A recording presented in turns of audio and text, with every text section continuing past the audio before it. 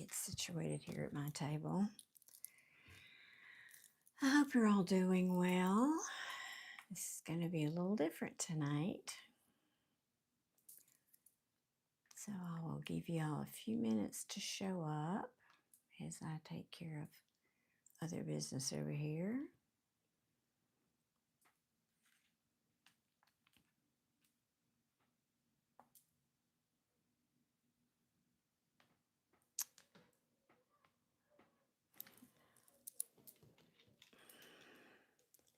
I had to wait a little bit longer to start tonight because obviously, guess you saw my shirt, it's Halloween. And I'm hearing the kids outside the door. Hey, Deborah, good evening. They were making so much noise, I had to wait. So, happy Halloween, everyone. This is going to be a little different tonight. Let me just 1 second. Let me get this put in the chat and then I will explain. So, Deborah, I'm really glad you're here. And I was thinking, let's see, I know Misha's got kids and thinking of my moderators. And I was thinking, I hope at least Deborah's there. I don't think you have any little ones at home or grandkids. It's going to be different tonight, and it won't. Hopefully, we won't have too many trolls because I'm going horizontal. When you go live and vertical, they put you into the short feed, so it gets a little different. But anyway, 1 second here, and I'll tell you what's going on.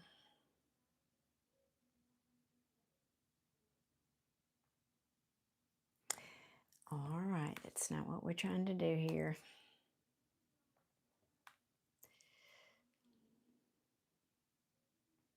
I hope they're not being too loud out there. I mean, you know, it's Halloween.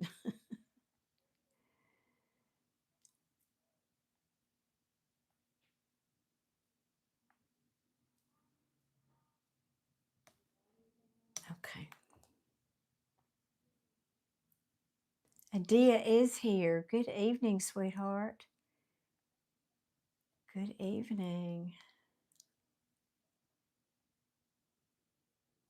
I knew it wouldn't let me do that. I'm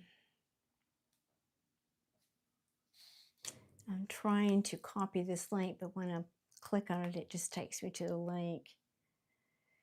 Could I ask one of you guys to try to do that? Happy Halloween. Could one of you copy and paste that link and pin it to the top for me? Can y'all do that, or am I allowed to do? Are you allowed to pin a comment? I can't remember what moderators can do and what they can't. Do you hear the kids outside? I'm trying to stay in a more meditative state. That's why I'm talking weird. That's why, okay, you can't. All right. You know, I don't even care. I don't even care. We're not going to fuss over that. Now, what I'm doing tonight is different than my normal. I've got to figure out where I'm putting everything, though. I may or may not do regular tarot readings as part of this or at the end. I was meditating right before this, and I'm trying to, as I said, keep that state. So tonight is different, though. I want to consciously invite in deceased loved ones for people who want that kind of reading. Now, some of you, I know many of you guys, my moderators, have been here with me before when this has happened spontaneously when I'm doing readings.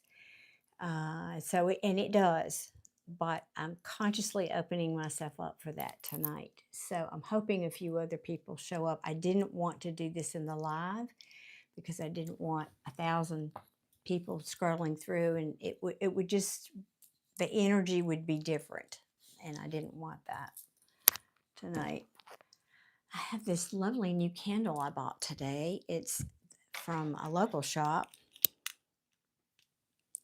It's called Clarity. Clarity Gem Candle.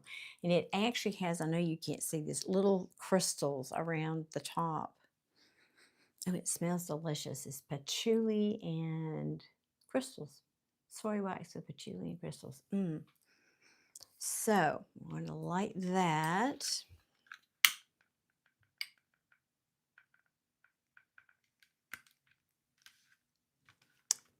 Get us some good candle mojo. And I'm also going to light some incense. Miss Sharita, you're hoping, oh, well, call out to her, ask her. You've been, well, that's the perfect time to be communicating with them. It is the time. What may happen, however, I've already had some people lining up that, in other words, I'm hoping other people will show up. Besides you lovely ladies, no offense, but because I have some people already wanting to come through, and I don't think they belong to you. But it could be they give me people who, of relatives of those people who will come later and see this video. That's possible. So that is possible. Okay, I don't know what that was. Never mind. Now, I'm going to light some incense, and then I'm going to close my eyes and meditate. And I would like those who would like to join me to do that. We'll just make it a short one, but I think I'll do a little quick guided meditation to sort of set the mood here tonight.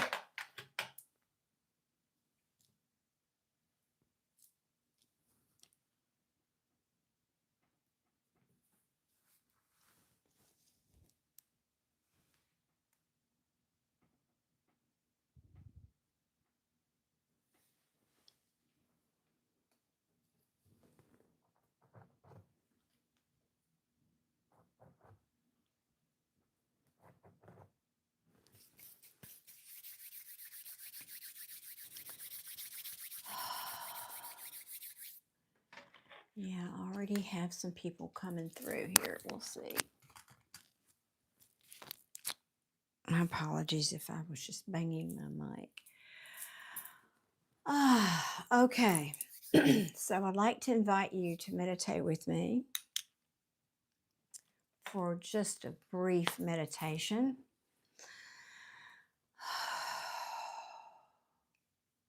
So let's take 2 or 3 very deep breaths.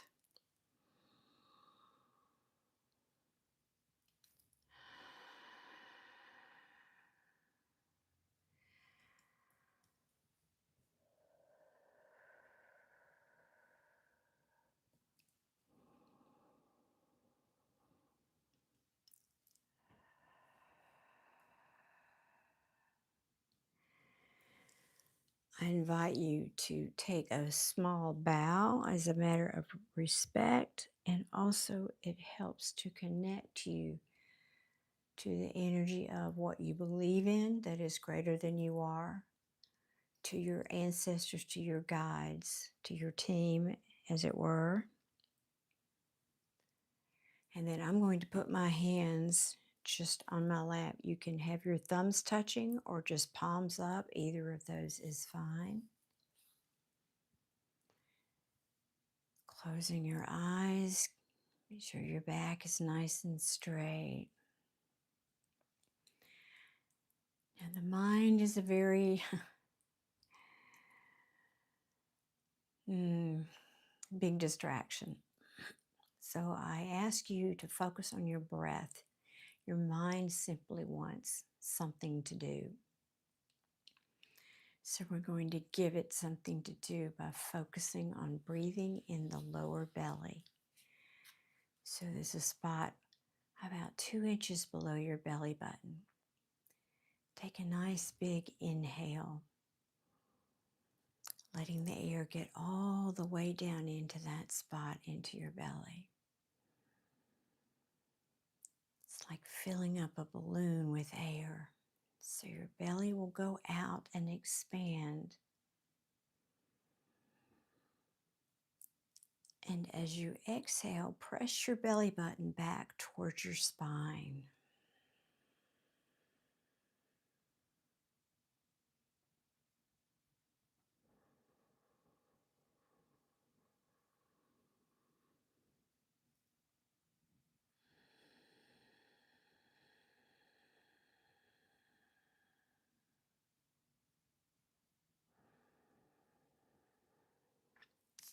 Take at least 3 or 4 of those breaths.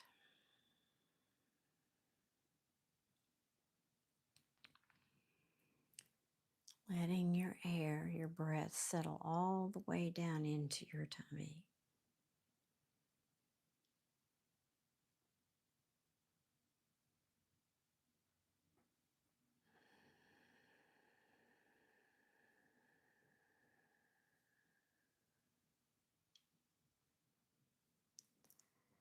And now just relax.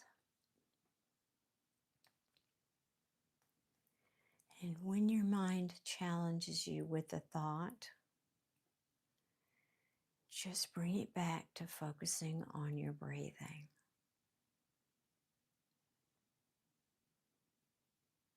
Now I'm going to just be silent for a while. I ask you to join me,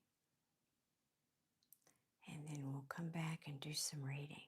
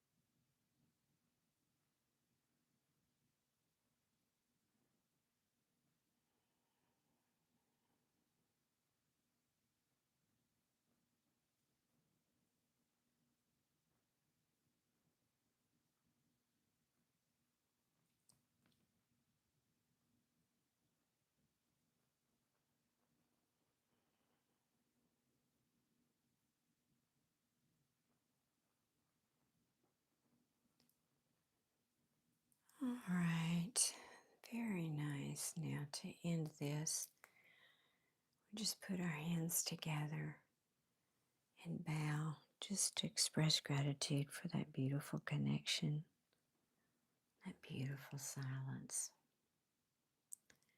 that beautiful serenity. And then we'll open our eyes.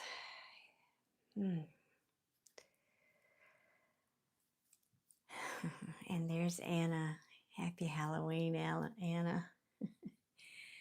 I started a little late because the Halloween kids were making so much noise.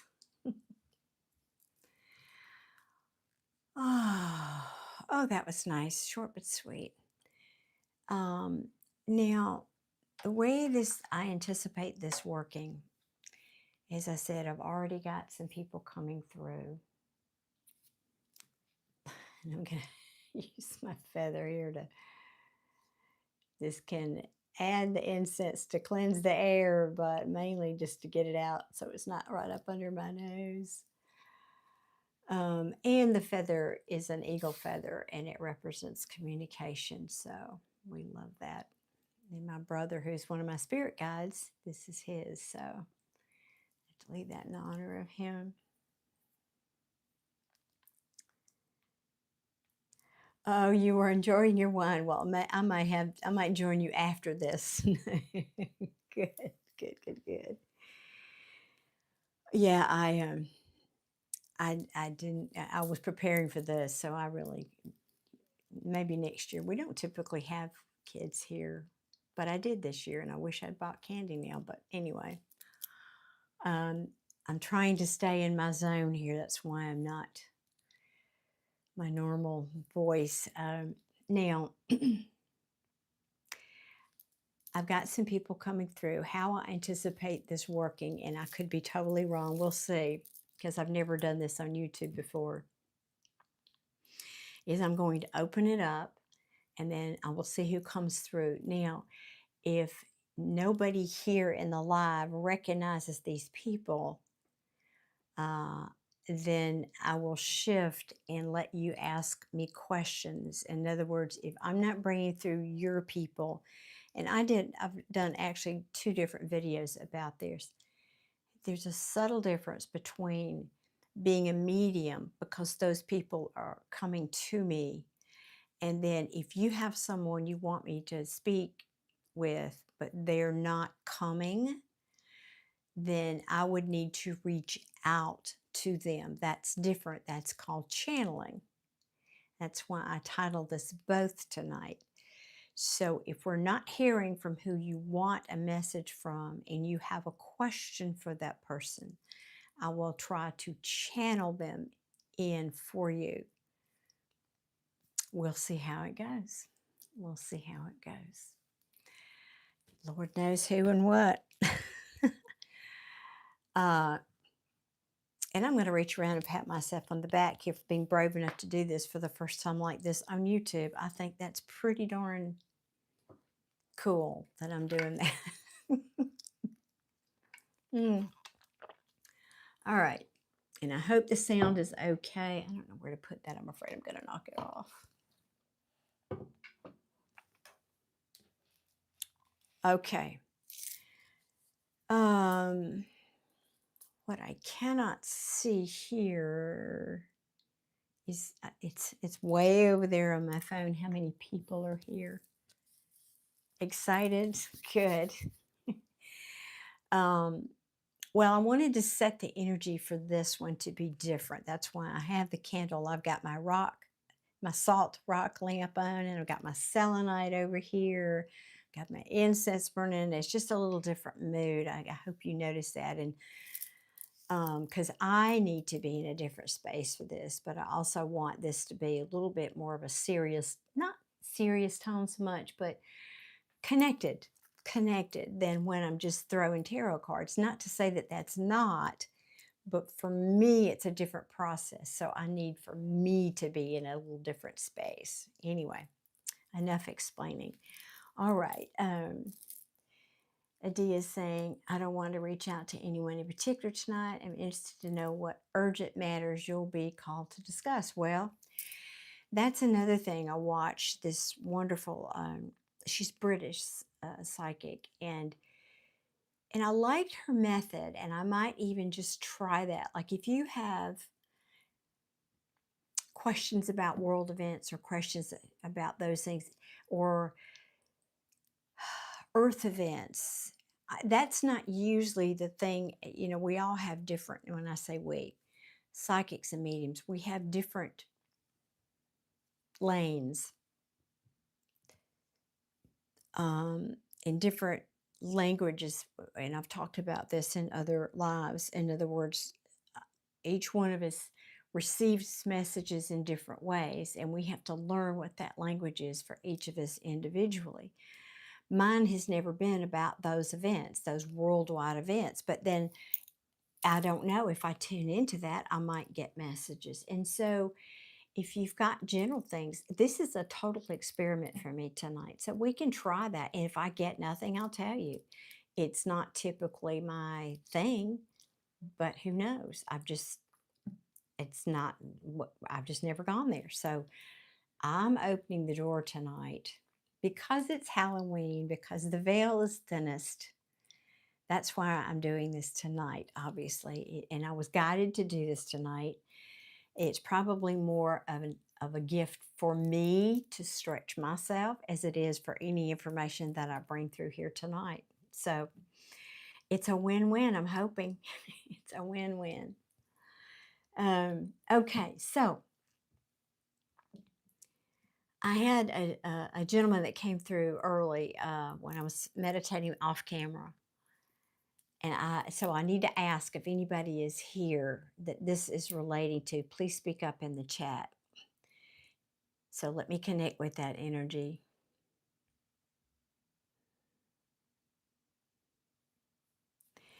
This is an older gentleman, and he's leading with boats. Boats. He loved boats. Now I'm not talking about toy or I mean boats. He loved. I'm going to say smaller craft. In other words, I'm not seeing him on a big ship out in the ocean. Smaller craft, but I see him like on a rocky shoreline. Like this could be somewhere in Europe, for what I'm seeing. I don't know, but it's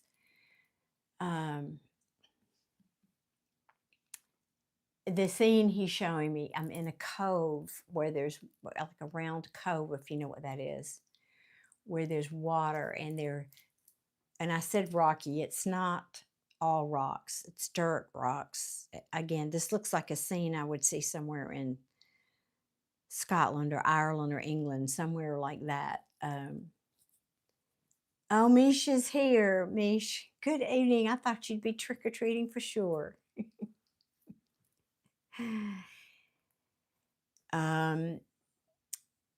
Mish, this is not for anyone in particular. And so the quick catch up, and this last time I'm going to do this, y'all have to just rewind it. This is a general mediumship for whoever comes through. I've already got one or two people coming through. If it does not relate to somebody who's in the chat, then I'll open it up for you to ask me about specific loved ones that have crossed over, if you have questions or other kind of general psychic questions. This is not a love tarot reading night. I'm not saying we couldn't do that later, but that's not the intention tonight. I want this to be broader. I want this to be bigger. I want this to be about connecting with the other side in that way. I hope that makes sense. And I'm talking funny because I'm trying to stay connected here.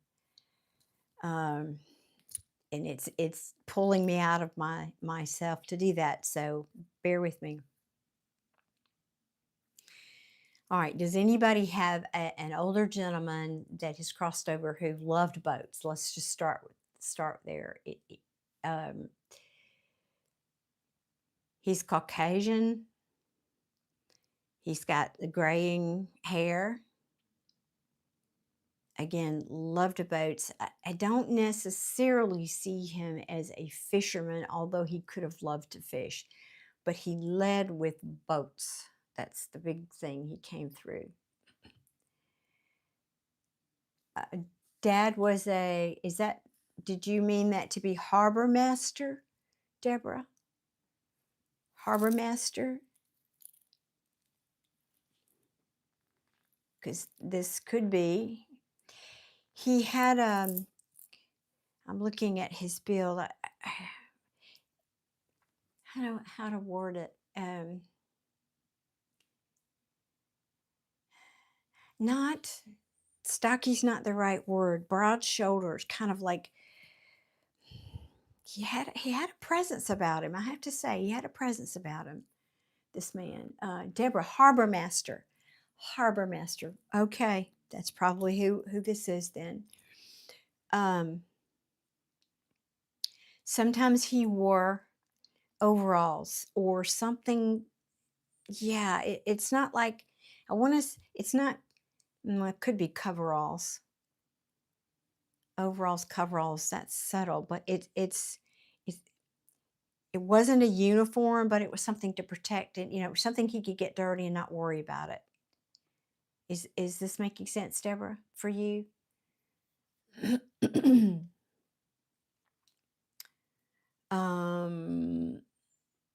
Okay, I'm gonna go with this. Deborah, you said this was your dad? Okay, then you would have a brother, because he said, I'm coming through, I want to give a message for my son. Now, does that mean he doesn't have a message for you? But do you have a brother?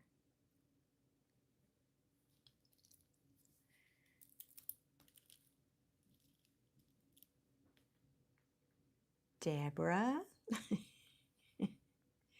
I guess it's a delay on the keyboard tonight.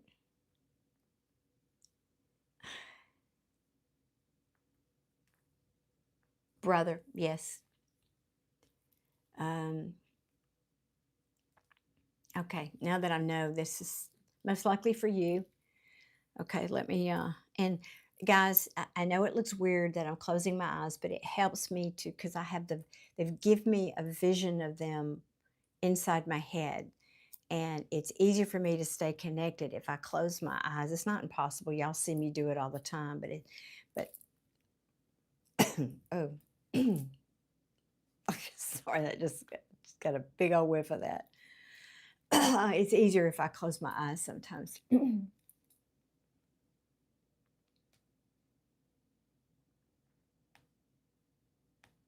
Hey, Crow. Thank you, Anna. Now that it's blowing right in my face. Okay, let's see.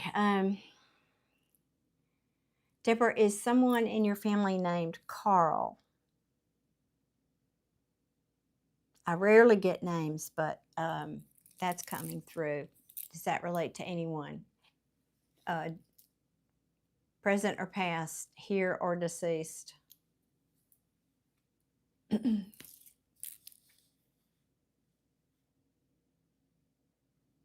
Hey, Derek, good evening. I think I'm picking up on Deborah's dad.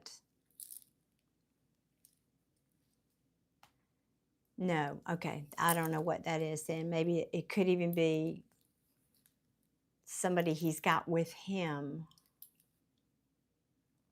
All right, let me go back and connect with this now. Forgive me, guys. I'm going to ignore the chat unless I'm looking for a message from Deborah, because I believe what I've got here is I heard Father. Hopefully, my moderators, I know, will kick in here.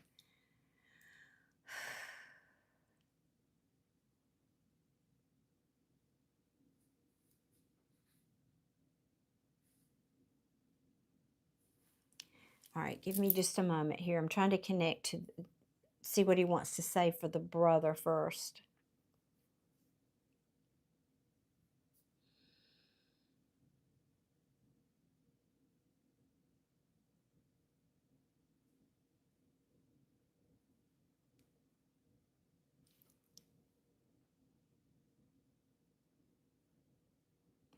Okay, who in the family was either afraid of boats or didn't know how to swim, was afraid to be on the water? Somebody in your family, Deborah? The message my grandfather gave was for Anna. Oh, that's beautiful, Crow. I'm so glad it was for somebody.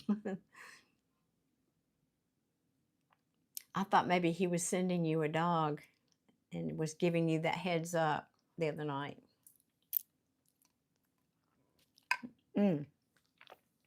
Okay, Dale.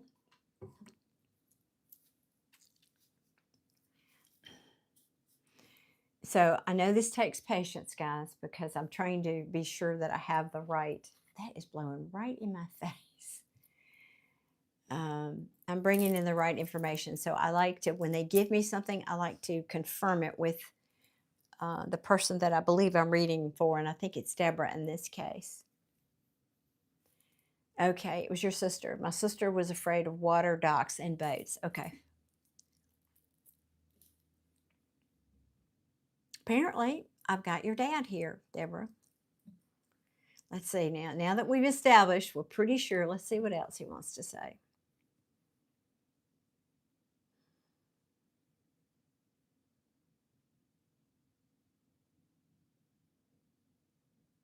I wish I was more like, well, and I can, but y'all just see me like,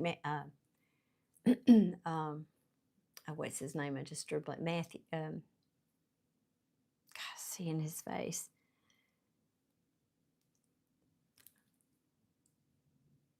Why can I not think of his name? Anyway, he's a psychic. He's so fun. I love him to pieces. All right, let me just.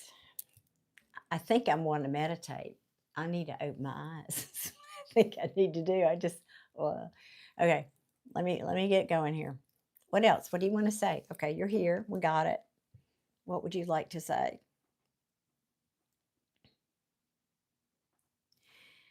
Deborah, is there someone who's he's mentioning a new, it's weird how he said it, a new kid in the family. He didn't say baby, he didn't say pregnancy. He said, is there a new kid in the family? No, I mean, that's my question. That's not what he said. But he's asking about that. Can you confirm or not that may have been his language, may not, but that's the word I got. No, it's not John Edward, although I love John Edward. I've seen him in person a couple of times. He's fabulous. I'm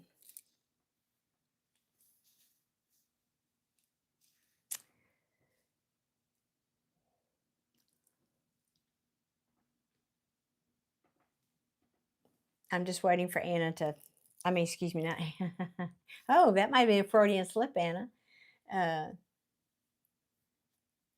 For Deborah to answer back here. Deborah. Now, sometimes if they ask me these questions and you say no, this could be foretelling. This could be saying you will have that. Matt Frazier, thank you, thank you, thank you. That's exactly who I was trying to think of. Yes, Matt Frazier. He's hysterical. Love him to pieces. If he ever comes south, I'm going to go see him. I've seen him many times online and whatnot, but he's hysterical. And he's the inspiration why I didn't dress all serious tonight, because he's always wearing things with wings on it. Whoops, I can't roll this chair. You see my fun shirt tonight? Because he's just and it's important also to lighten the energy. This chair doesn't roll like my other one does. I decided to use my comfortable chair tonight. Yes, Matt Frazier. Oh, goodness. Okay, Deborah, where's Deborah? Deborah, where are you? Yes. Oh, yes. Okay, so there's a new kid.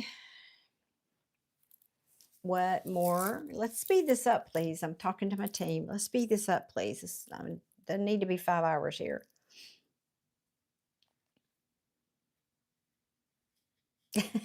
Okay.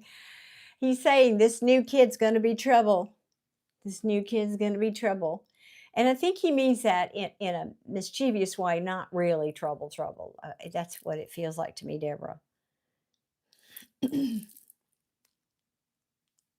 like a handful.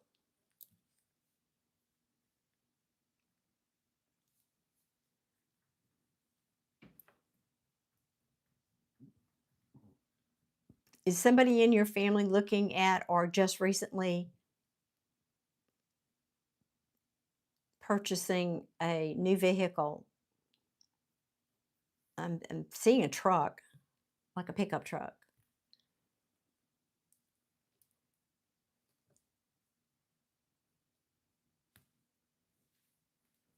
Hey, Liza, good evening. Good evening.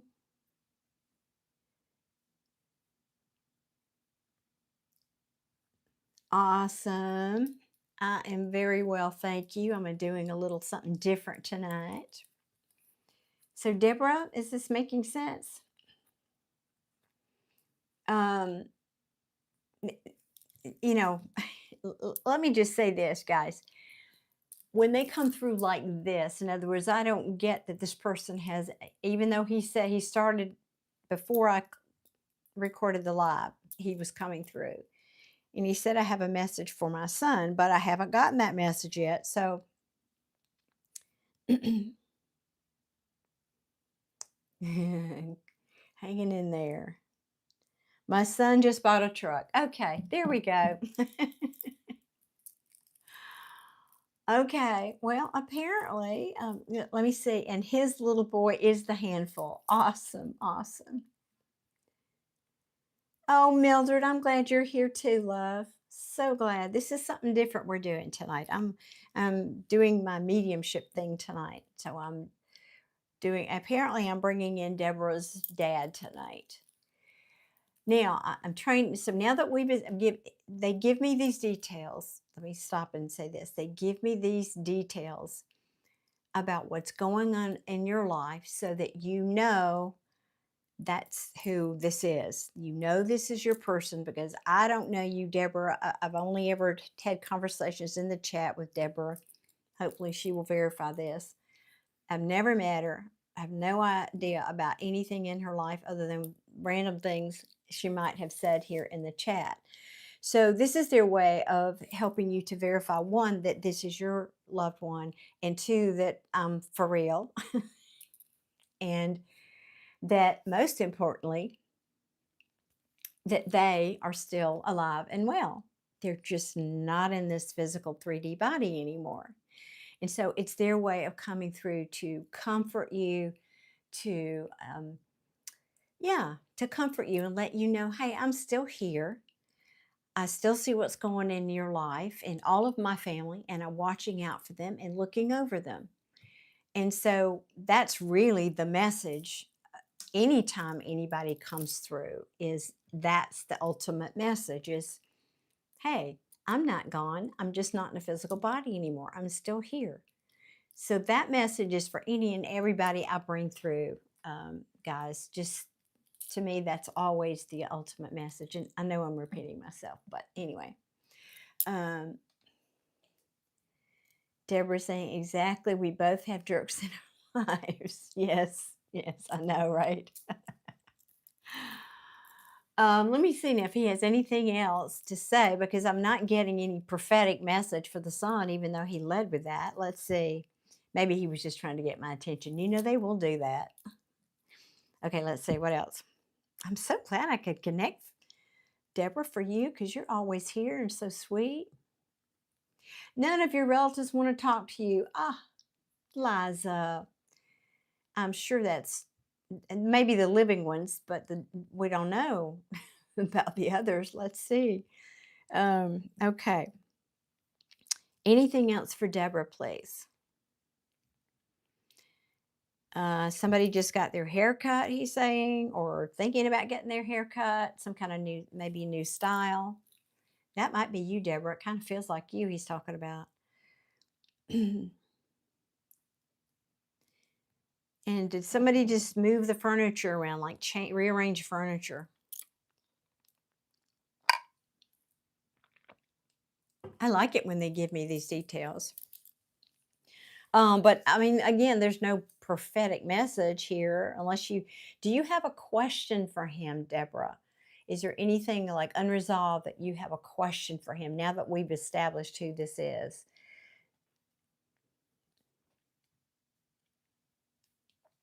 Because that maybe, I told y'all this was a bit of an experiment doing this tonight with y'all. So I kind of feel led to ask that question. Maybe that's the way this will work, is we establish who it is now that we know, and let's go from there. Oh, God, Crow, I can't, let me see what you said there. It's just a simple gift of love from Kitten and me. Hydrate on us. Crow, God bless you. That is so incredibly generous. Thank you, my friend, my fellow intuitive. Thank you very, very, very much. Thank you. That is so appreciated. I mean, I'm just doing this because I have wanted to do it. I was thinking I would doing it just for my members, and I kept feeling that wasn't right. I wanted to come on here and do this for everybody. But it's nice to be appreciated in that way too, Crow. Thank you, thank you, thank you. Now, Deborah, let me see. Deborah is confirming, yes, that's me. And the furniture rearranged. Okay, well, the mail is clear tonight, isn't it? Okay, Deborah. Awesome. Let me ask lastly, did you have a question for them? I just want him to be out of pain, all right? I understand that. I sure do. Oh, Mildred, thank you. Thank you so much. Anna, don't you want me to make you a moderator? I'm just saying. Don't you really want to just be moderator too? You already are doing that.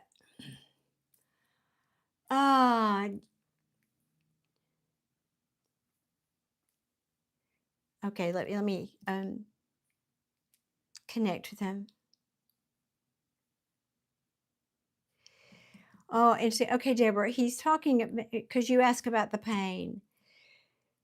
This is a general message for everybody. When they cross over and then they show that they come back in the best version of them. Like when they talk to me, if they are missing limbs, if they were in pain, if they were suffering, that is not how they appear on the other side when they come through.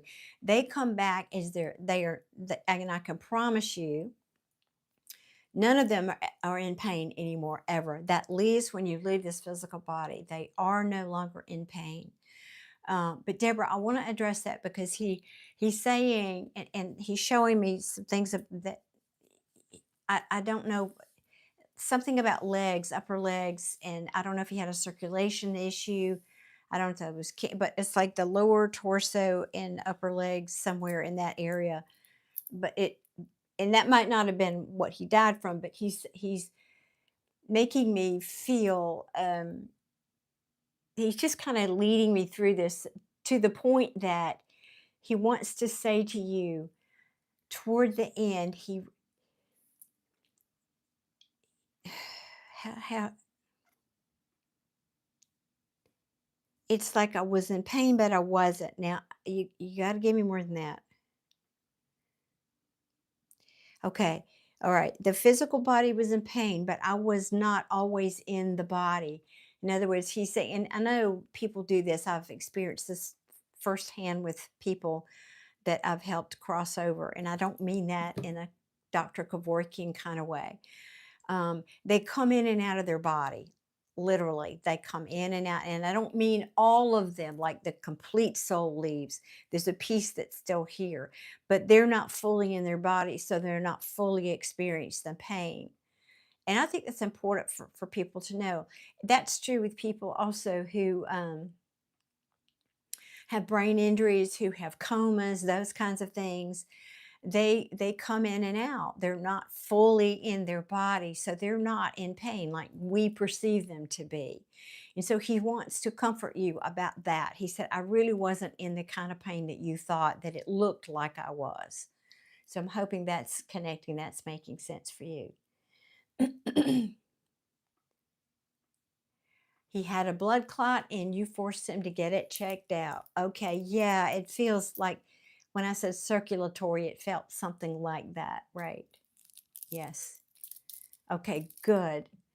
Well, I'm hoping that was comforting for you, Deborah, and that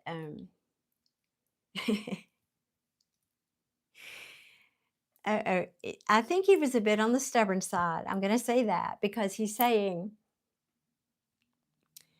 I'm glad, but I'm not glad that you made me check it, have that checked out, because obviously he is glad. Let me turn that because it's doing something weird. But he says, I would have been okay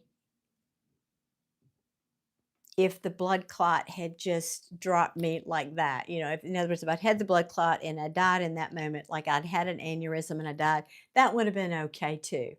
So he's kind of making light of it, but he's not giving me the feeling that he was at all ungrateful that you did that. Obviously, he was just stubborn, and I think, you know, it's like, it's a funny thing with people. Once they get a diagnosis, it's like if I keep putting it off and I don't get the diagnosis, then it's not real. And I think he had a little bit of that kind of personality.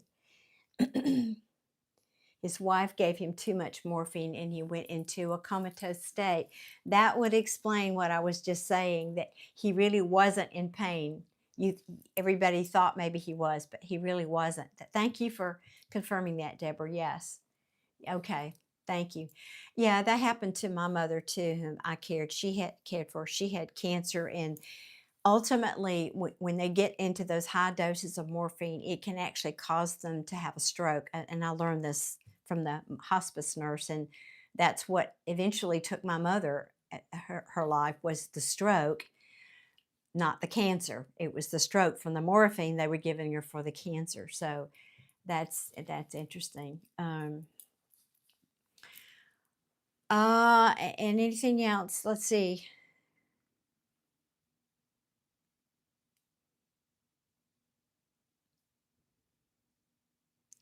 He's saying thank you to you, Deborah, and for your care for your mother, his wife. He's saying thank you for caring for her. A special thank you to you. Thank you for caring for her. All right, now there's another message coming through about for there was some kind of a they give me this message like an energy, and I'm trying to translate it and put that into words. So it's difficult and challenging. So bear with me, please. It feels like he's saying, you stepped up more than your brother, because he's bringing the brother up now. That, you know, and that's not uncommon. Daughters do that. I had this in my own family with my brother, who is here on the other side now. So he's going to hear me say this. Well, he knows anyway. That it's typically the daughters that step up in that kind of a caring situation. I think that your brother was affected but didn't show it, and frankly was afraid he would show it if he got that close in the later time.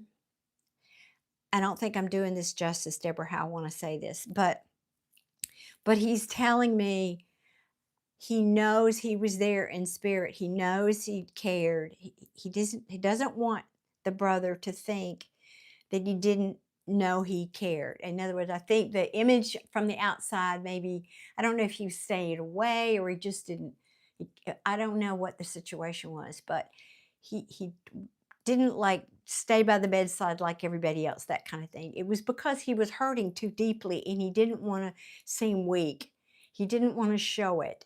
And your dad is saying, oh, I'm getting choked up here because I'm feeling, you know, I got to swim in this energy, guys. I'm in it. I'm in it fully. And I'm really getting emotional. Shoot, I didn't bring any Kleenex. I have to go get some. That the brother was incredibly emotional. And that's one of the reasons he wasn't like just right there.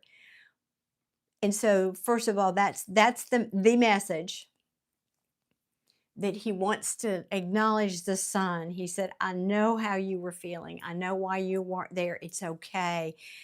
I don't feel slighted in any way. And I'm not saying he wasn't there at all, but he's bringing through a second message, and this is kind of for you and your mom. He says, but he will be the one who steps forward later, whatever that means. whatever that means, he'll be the one that steps forward later. Okay, is that it?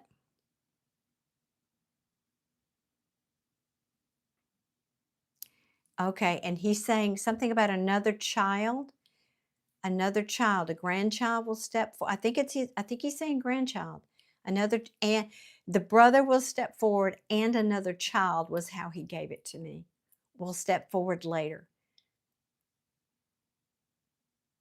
to help you carry the family, take care of the family, if that makes sense.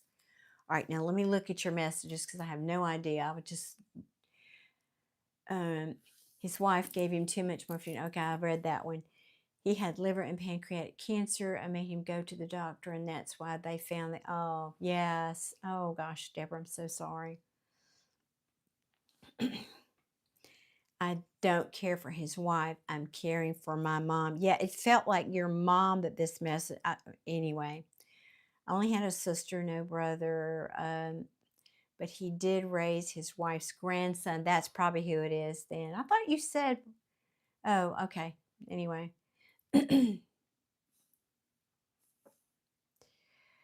My son and I were the only ones with him when he passed. I love you too. Oh, Liza.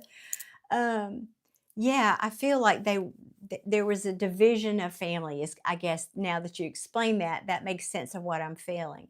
There was a division of family, and there was a part of the family that wasn't there. And so he's coming through. He wants to say, but that's okay.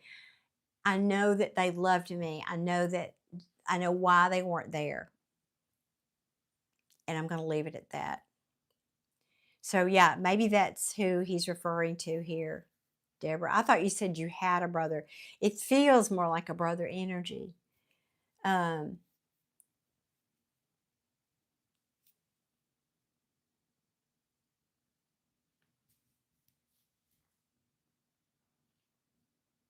oh, yeah, but he did raise his wife's grandson. Yeah, yeah. Well, they don't, it's sometimes it's about bloodlines, but for me, it's more like the relationship. What they call it in my readings is kind of the essence of the relationship, not technically what it was. So that makes sense that was who that would have been for. Okay, yes, a huge division. We don't talk at all. Oh, I'm sorry to hear that. Well, if you have the opportunity to pass that on to him, please do, Deborah, because he wants to acknowledge, he's acknowledged you, and now he wants to acknowledge, that he saw that it was like quietly, they were quietly carrying, this young man was quietly like keeping it in himself and dealing with it on his own, but not because he didn't care. It was just like that's how he processed it. And he's saying he wants him to know that he saw that he understands, and that he knows that he loved him. And that's really it. All right, I think that's it. Is that it? You are very welcome. And now he's pulling his energy back. Okay. Thank you. All right. Thank you. Thank you. Okay, let me get a little sip. Whew. And take a breath. Shift gears. Ah. Okay. That was fun. Did y'all like that? Was that fun? Whew. Okay. And I know the lighting isn't all that good, but I just wanted something different tonight. So I'll work on that in the future. I will. You're very welcome, Deborah. I'm so glad that I could bring somebody through for you, and because y'all do nice things for me when y'all moderate. I love doing things for y'all.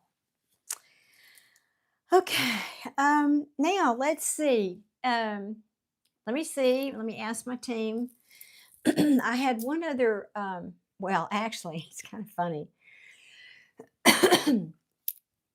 Because I have a process when I do mediumship. and I've alluded to this on my lives before, but you know, it's a little different setup there. But when I'm focusing on just mediumship, bringing through deceased loved ones, you know, it happens spontaneously, as you've seen. However, when I'm doing it and I have my choice about it, I have a certain preparation process, and then I talk to my team, and I have a certain, I call him my gatekeeper. And I have this agreement with my gatekeeper, because otherwise it would just be people talking to me all the time. And I don't necessarily want that to be how my life goes. Again, sometimes it happens spontaneously. So I have an agreement, and I talk to them before I do this. And I ask my gatekeeper to bring through whoever they'd like me to read for tonight. Now, I don't know who's showing up on the other side to get those messages. That's not my job. I'm not responsible for that. I'm only responsible for connecting here, and then spirit takes care of the magic of connecting here on this side. Just kind of how it goes for me. So I did have another somebody else coming through that I'll see if anybody's here that they recognize them. Hey Giselle, how are you tonight? So let me ask, does anybody have, because I was this is a young girl, who died by drowning, and she's with an older woman there. Like, I'm not sure if this is an aunt. It could even be her mother, but like at the age, it could be her aunt. She's not coming. She's just there to bring the child with her. The child wanted to come through. So does anybody have a relative, a young girl that passed over, and I'm pretty sure she drowned in some form or fashion? Does that relate to anyone's story? Family.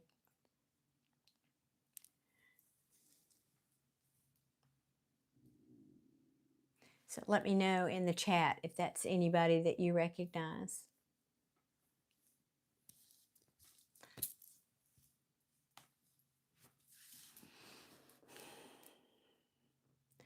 If not, we'll see. She's coming through pretty strong, though.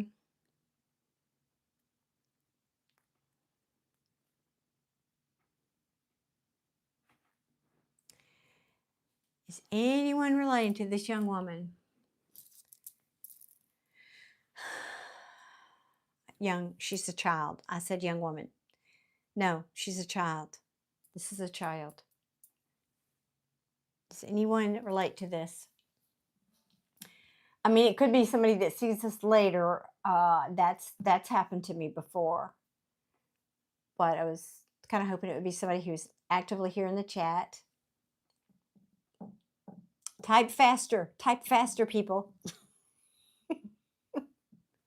Yeah, this lighting really isn't very good, is it? Yeah. Well, whatever. All right, guys. All right. So nobody's claiming this young woman. I keep saying young woman. It's a child. Why do I keep saying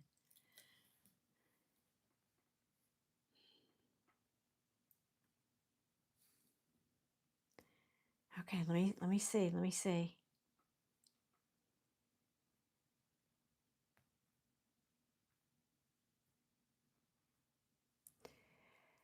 Oh, I got goosebumps. Okay.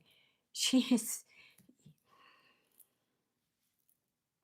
y'all, hang on a minute. I got some, just a minute, please.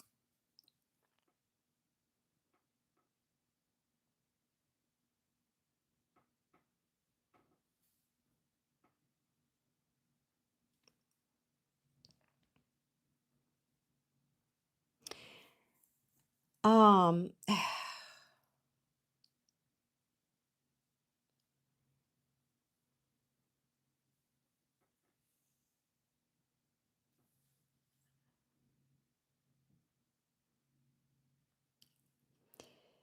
so she's not with her. That's not her mother on the other side. She's here because she wants to give a message to her mother. And nobody's claiming this?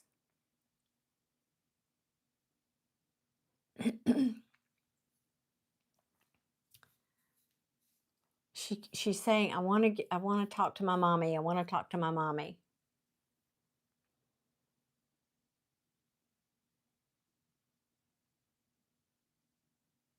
Y'all, I wish you knew what was going on inside of me right now because it's like the I got you guys here, and I got a crowd of people over here, and then my gatekeeper, and then I got this a woman with a young child. And now I'm trying to figure out, because if she's not here from somebody in the chat, is she like like what we call lost soul? Is she not fully crossed over? And that's what I'm trying to talk. I'm having an inner dialogue with my team, asking them if this child needs help. Is that why she's here? Or is that, so bear with me a minute. This is all happening, what's going on in here.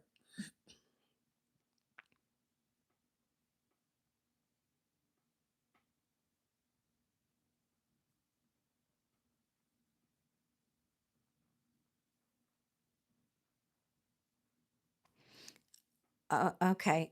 All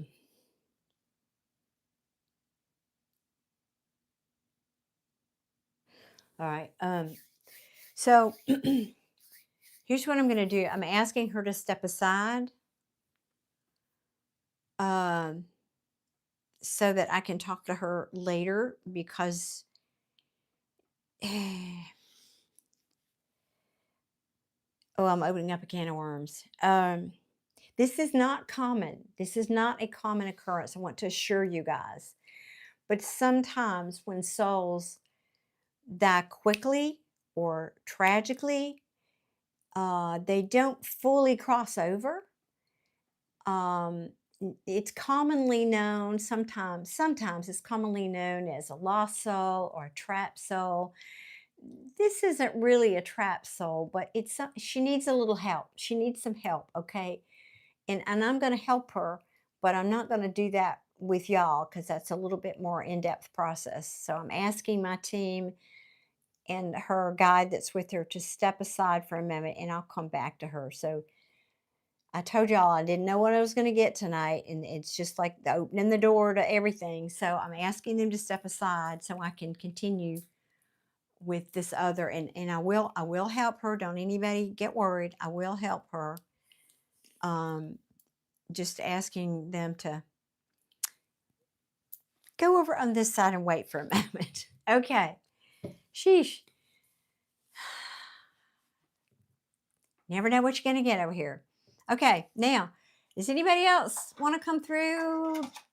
Anybody else want to come through? Or do any of you have somebody you want to talk to? Because those were the two that came through before I turned the camera on tonight that I knew were here.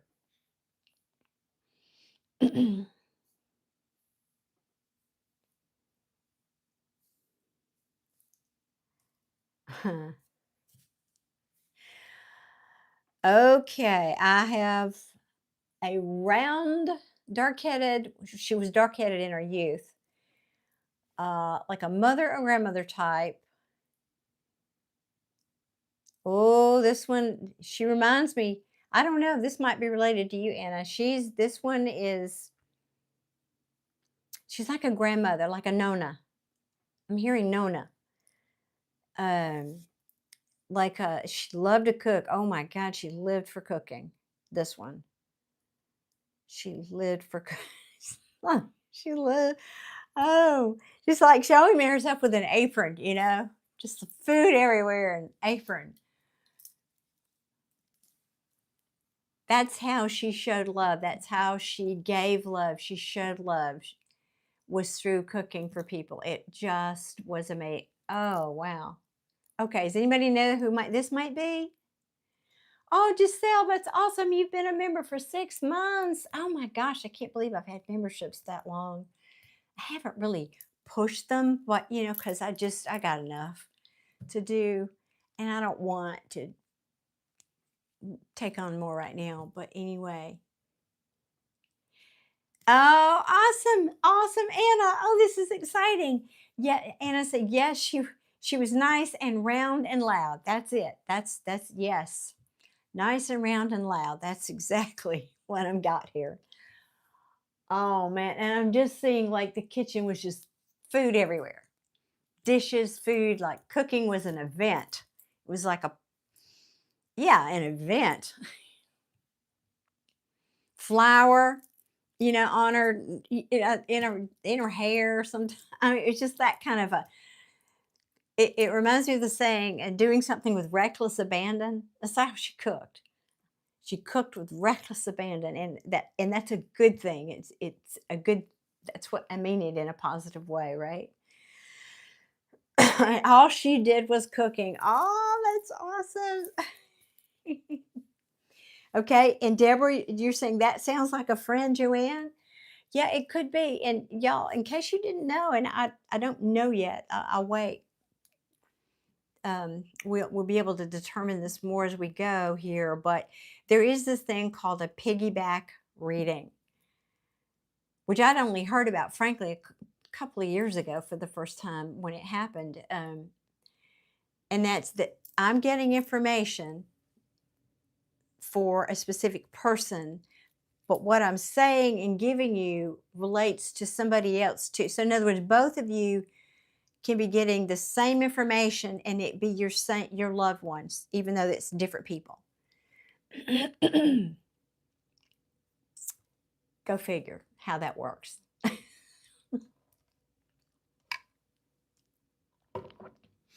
I have stopped trying to figure out, because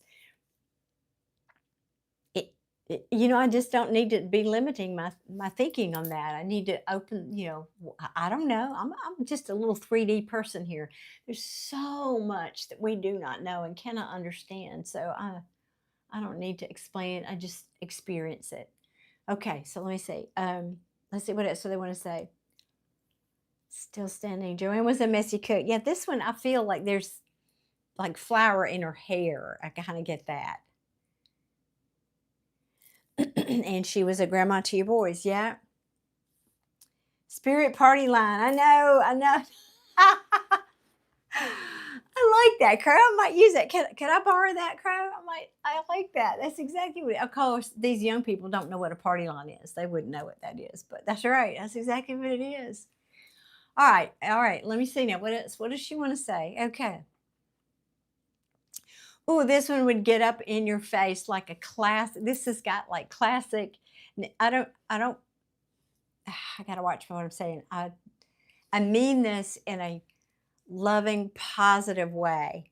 She would, like, in my mind, when I picture an older Italian grandmother type, I don't know if I saw this in a movie somewhere. I don't know where I get the stereotype, but I see her just up in somebody's face, like she's just, even when she talked, she was like passionate with what she said.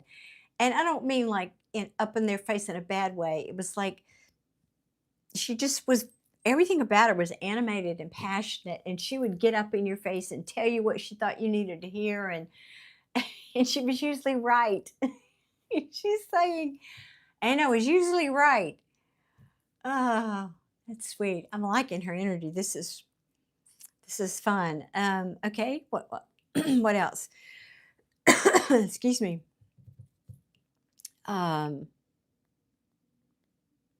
Okay, so what messages would you like me to bring through?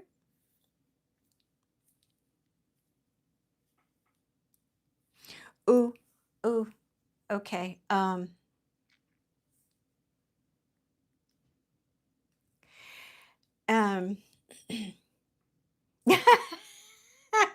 okay. Anna, I kind of get totally that vibe because I mean, I don't know how to explain it. I've never had anyone in my world like this, but that's exactly what you're saying. You're right. You're so right. An American person would be afraid of her, but not in apparently her culture. That's, I guess that's the whole Sicilian Italian thing, is that's just how they are. They're very expressive and animated. Okay, now I feel like, Anna, this is a message for you, but it could be also Deborah. Okay, Deborah's saying she was very outspoken. Okay, because Crow said you had to think, and I realized I am the quiet one of my family. Oh, Crow. It's interesting. We always, no, not always. We often perceive ourselves very differently than other people perceive us. So this woman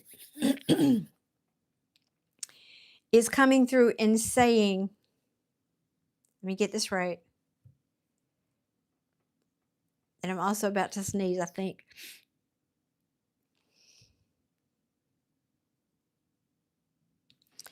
Okay, there's multiple messages. Could you slow it down a little, please?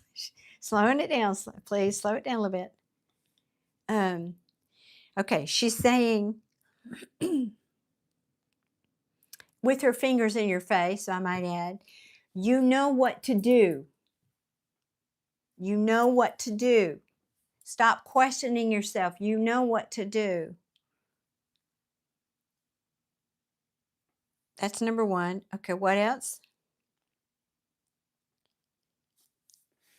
You already know what to do. Oh, all right. Not only do you know what to do, you already know what to do. It's like, but that's two different messages, and I'm trying to get the subtlety of that.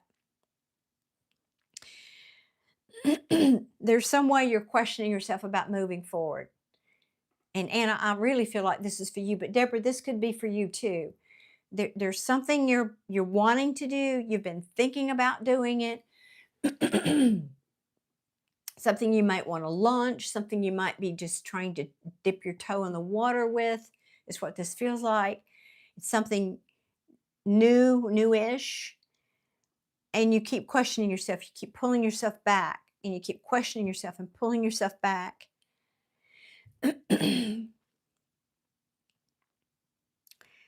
And she's saying, oh, that's this interesting. She's saying, you brought this energy with you in this lifetime. You already were this. You already knew how to do it. It's not that you're doing something new. You're just awakening what you already knew within you. You already knew how to do this, whatever this thing is. This is not a new skill you're acquiring. It feels that way in the 3D. But she's just saying, no, you already had this inside of you. You already have it. You already know it. You already, yes. Excuse me.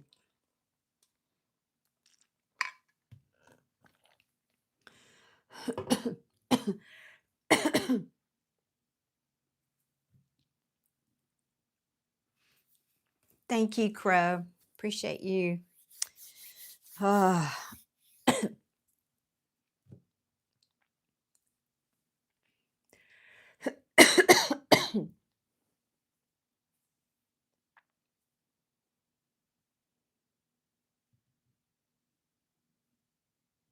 She's actually frustrated in a loving way because you keep doubting yourself.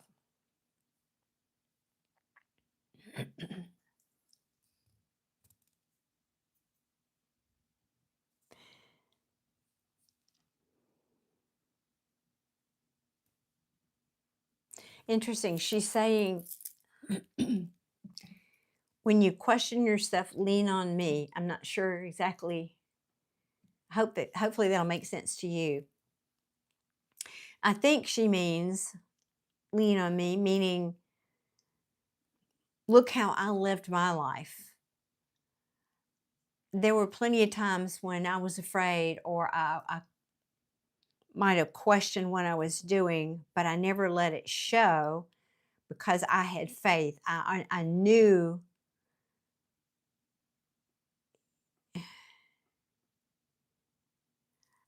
I knew, and just a minute. They're showing me this visual, so I'm trying to make it make sense in words.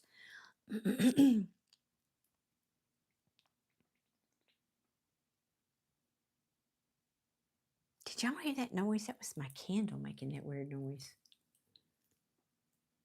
Weird. Oh, I bet that's one of these little crystals. That is so cool.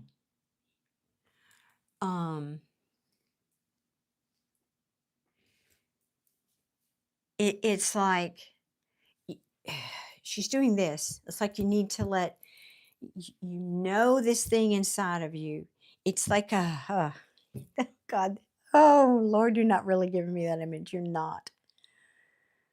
Oh. The scary one, probably the scariest movie I remember back in the day, because I don't watch movies like this anymore. I just can't. It's too disturbing. But the scariest movie I remember was the Alien. Remember the original Alien when the thing came out of the stomach? Sadly, they're showing me this image. It's like you've got this thing that's just begging, pulling, pushing, driving you in, and yet that it wants to come out of you, and there's this disconnect. So it's here trying to come out, and yet there's this disconnect, this dead space, and then over here is this huge pile of fear and questioning and doubting and y'all, I'm just totally going that side. And she's showing me this, like this, taking a broom and sweeping away this disconnect here, and saying, like a rope, like pulling it in, and you need to sweep this fear aside and connect with it and let that be your strength. It's like she said, I had the fear, but I didn't let it take me over. Instead, I came from what I knew was inside of me, what was driving me. This is a real, I'm preaching here. This grandma is giving it. It's just this image. I'm trying to get this image out. And so she's saying, if you can sweep that to one side, it doesn't always completely go away, but you sweep it to the side, and then it closes the gap for you to be able to bring this thing out of you, give birth to it, whatever this is. That was challenging to get out. Let me see. I know what this is, Darlene. Okay, I think she's speaking about my gifts that are coming up. I keep questioning them. That makes perfect sense to me too, Anna, for you. I don't know if it's also for Deborah or not. Maybe there's something, Deborah, that you can connect with this message also. Yes, amen, Crow. Bravery isn't the absence of fear, but being afraid and still doing what needs to be done. Amen. Yeah, what is the saying? Feel the fear and do it anyway. Feel the fear and do it anyway. Yeah. Oh. And now and now she's like showing me this image of, she's got these great big crocodile tears rolling down her face, saying she is so proud of you, and you just don't know. You can't see it. You can't see it in your own journey, how much you've done, how much you've overcome, how much you've accomplished, how so very proud she is of you. Oh, now I'm gonna, oh, hang on a minute. Oh, this is just the sweetest loving energy. Oh.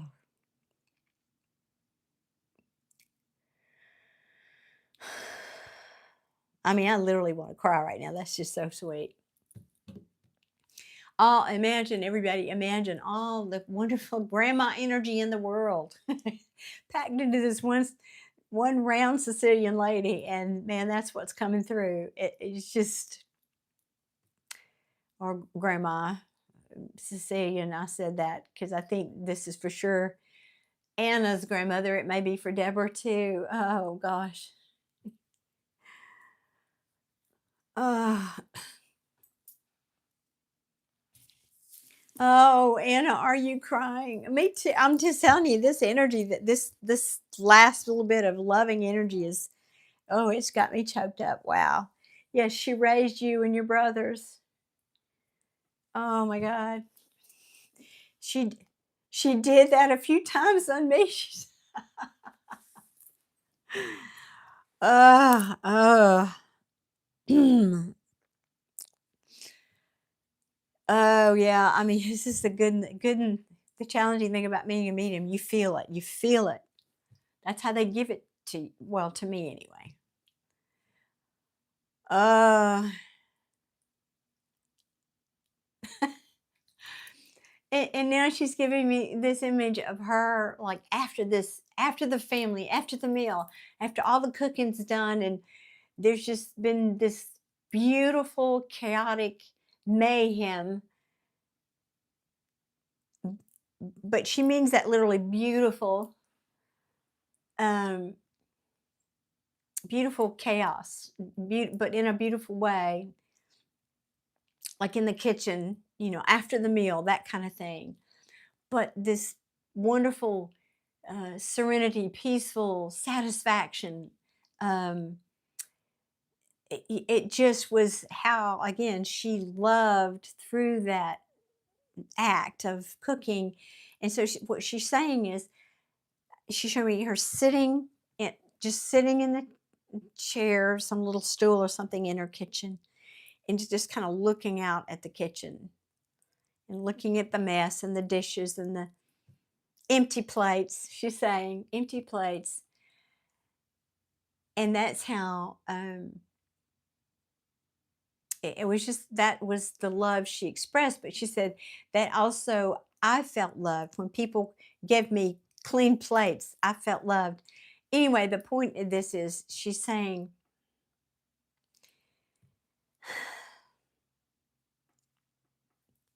I can get this out. Anna, it's like cooking. You got all the magic ingredients. You got all these magic ingredients that you're putting in your dish. And you've got skills, but still you never know. One dish might taste a little different than the other. Yours might be really unique to somebody else's. But that shouldn't stop you from doing it. That shouldn't stop you from putting your magic into the dish. Now that she's using this as a metaphor, clearly. And the satisfaction comes after you give it. This is the key. The satisfaction comes after you've given everything you can give. It's that, again, giving it with reckless abandon, not giving it from a place of fear. Boy, I don't even know. I'm really channeling this, guys. So I hope this is making sense to somebody out there. This is my process. So welcome to my world. She's just sitting quietly. The reward, yes, she's bringing me back. The reward for her is sitting on the stool, looking at the landscape. Again, this is metaphorical for you, literal for her, metaphorical for you, looking at the landscape of what she's just given out and saying, that's the win, that's the serenity, that's the gift for me. I wish I don't. I feel like there's some other way I could express this. I'm not sure I'm getting the point across.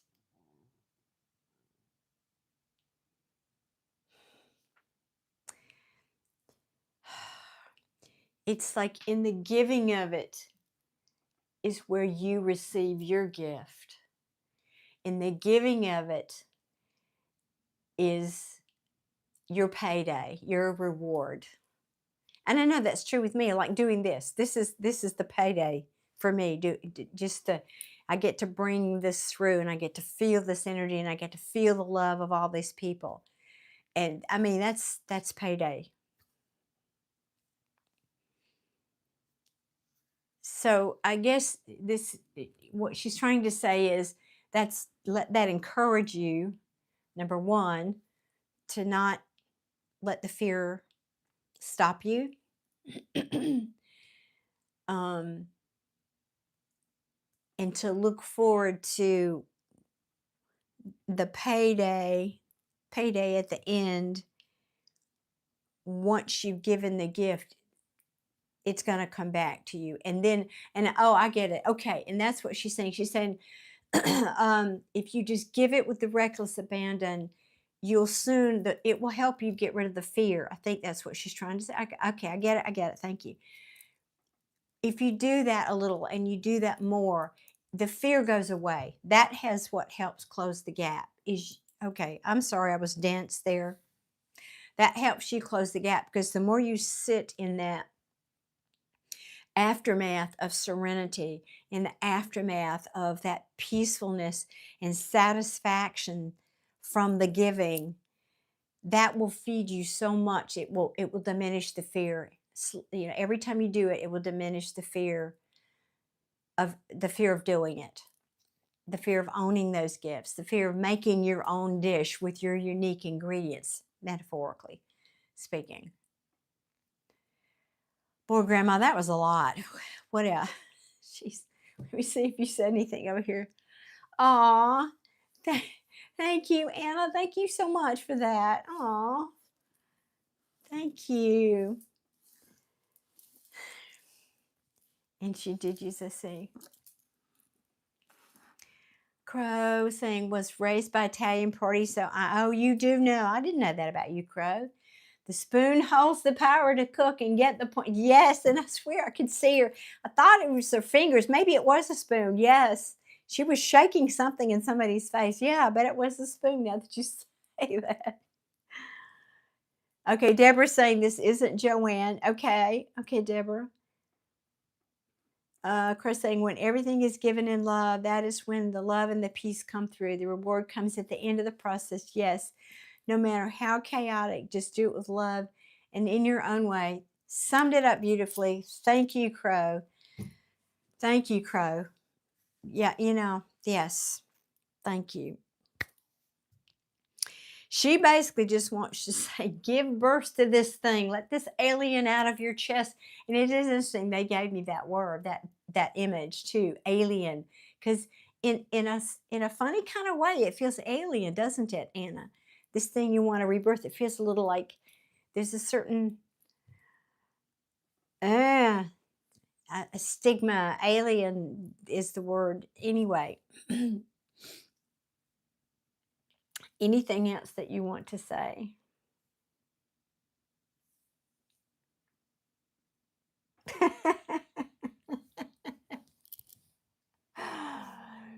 Okay, this is funny. She said every now and then, you know, she's got like a hand on it. Every now and then, just reach down and pick some of that flour and smear it on your face.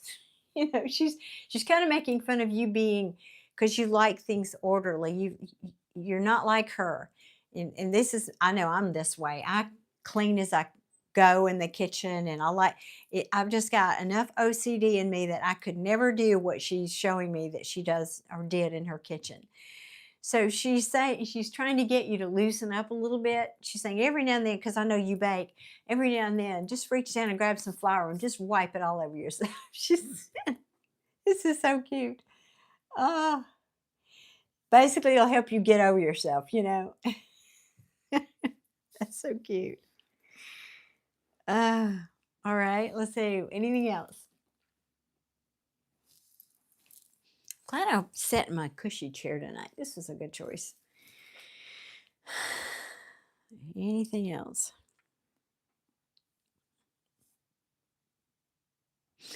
Oh, she's saying,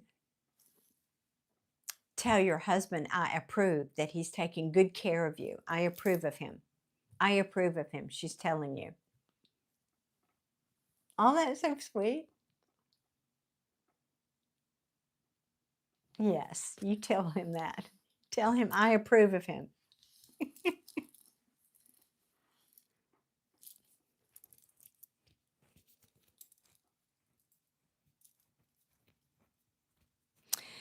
Okay, now I'm channeling another message here for because y'all,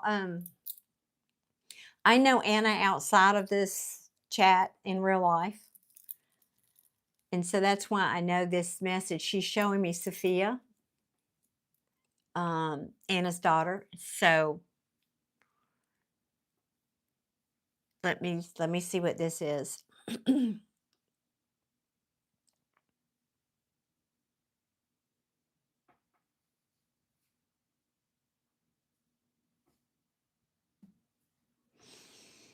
Okay, she's talking about her, these are her words. She will go away. She's doing this. She will go away, Anna, but she will come back. Now, yeah, that can be symbolic, but she's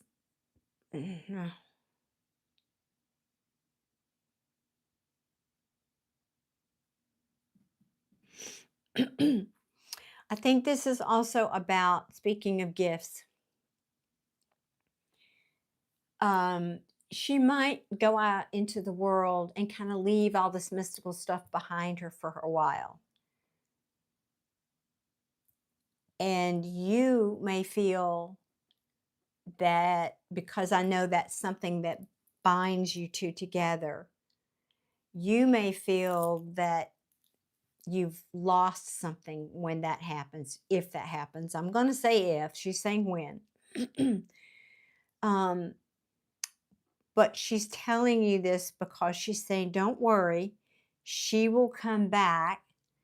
It will come back, meaning her interest in mystical things. And she's even used the word gifts. Her gifts will come back.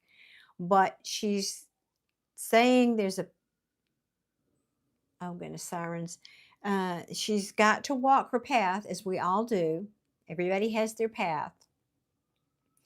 And part of that involves her going out into the world and disconnecting from this for a bit and then circling back. So she's saying it's okay. Let her do that. Give her space to do that.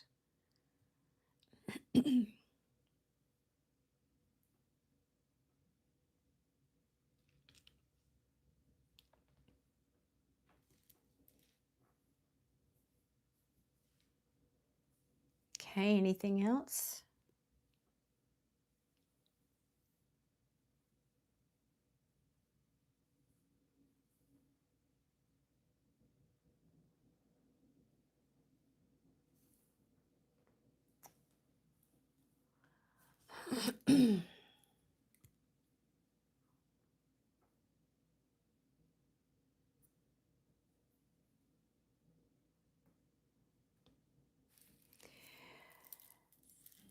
And as she's saying, continue to stretch your back. Continue. I know that you, for example, I know you do Pilates. Continue. There's something if you continue to do that, you're going to avoid something with your back later on. I don't know if it's a disc thing. I don't know, but something in your back, in your lower back. She's saying continue to stretch. And just keep doing what you're doing, in other words. Okay. I guess I should look at the comments. That is true. You're a perfectionist. Everyone loves Kurt. I know. Everyone does love Kurt. I know. Everyone does love Kurt. Yes. He's a sweetheart. Okay. What else? Anything else? All right. She's showing me keep doing, you're on the right path. She's confirming you're on the right path, doing the things that you're doing for yourself. And she's saying, have faith that things are going to start to even out early next year, early 26. Things are going to start to even out for you. She's showing me like this wave, the crest of the wave, and then the wave, you know how waves do. So things are going to start getting easier and smoothing out around the beginning of the year.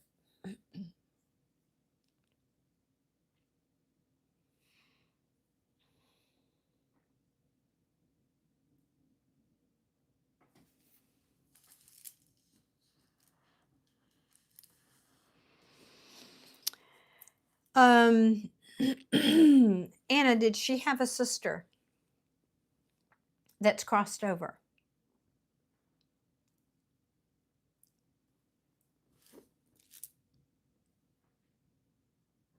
Oh my God. Wow. You were having issues with your back today in Pilates. Wow. Okay. She did. Okay. She had a couple of sisters. Well, there's one that's crossed over. She's saying she's there with her. This was the quieter one she's talking about.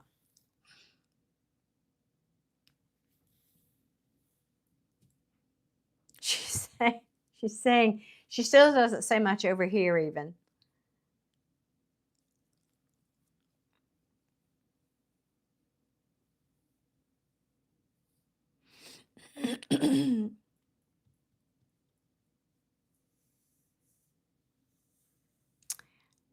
And then there's a taller grandfather type, like a good head taller than she is.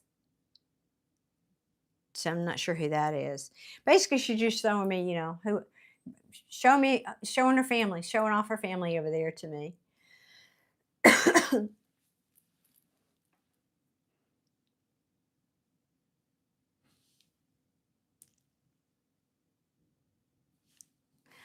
Oh, crow.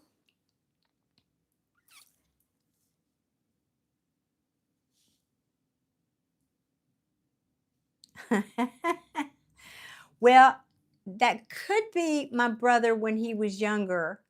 Now, he didn't really have curly hair, but he had long, like when he was in his prime, when I was looking up here to see if I had a picture of him. I need to bring that picture out.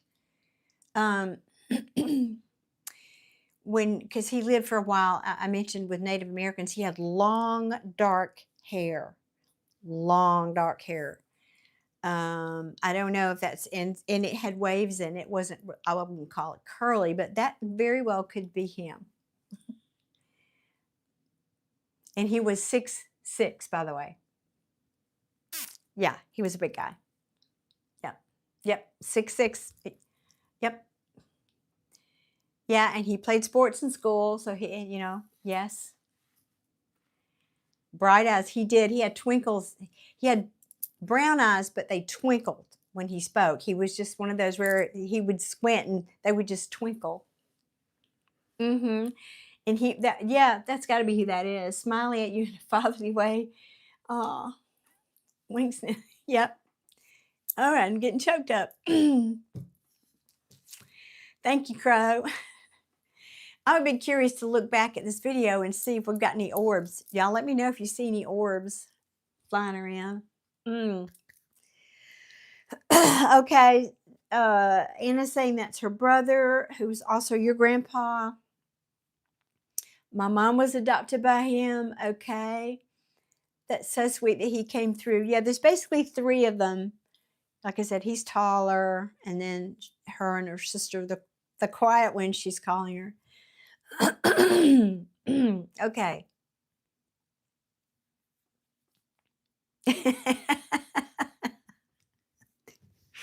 They're so funny because they sometimes will like let me know, okay, that's it. I just basically said all I need to say tonight. And they're saying, like, you know, they give me these little private messages like, you did good. You did. It's like, they're so cute.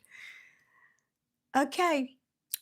I think that's it. That's all she just wanted to come through and give. That was a lot, frankly, those messages. So Anna, I guess that was your family coming through, and you're Nona, right? So I'm going to say thank you to them.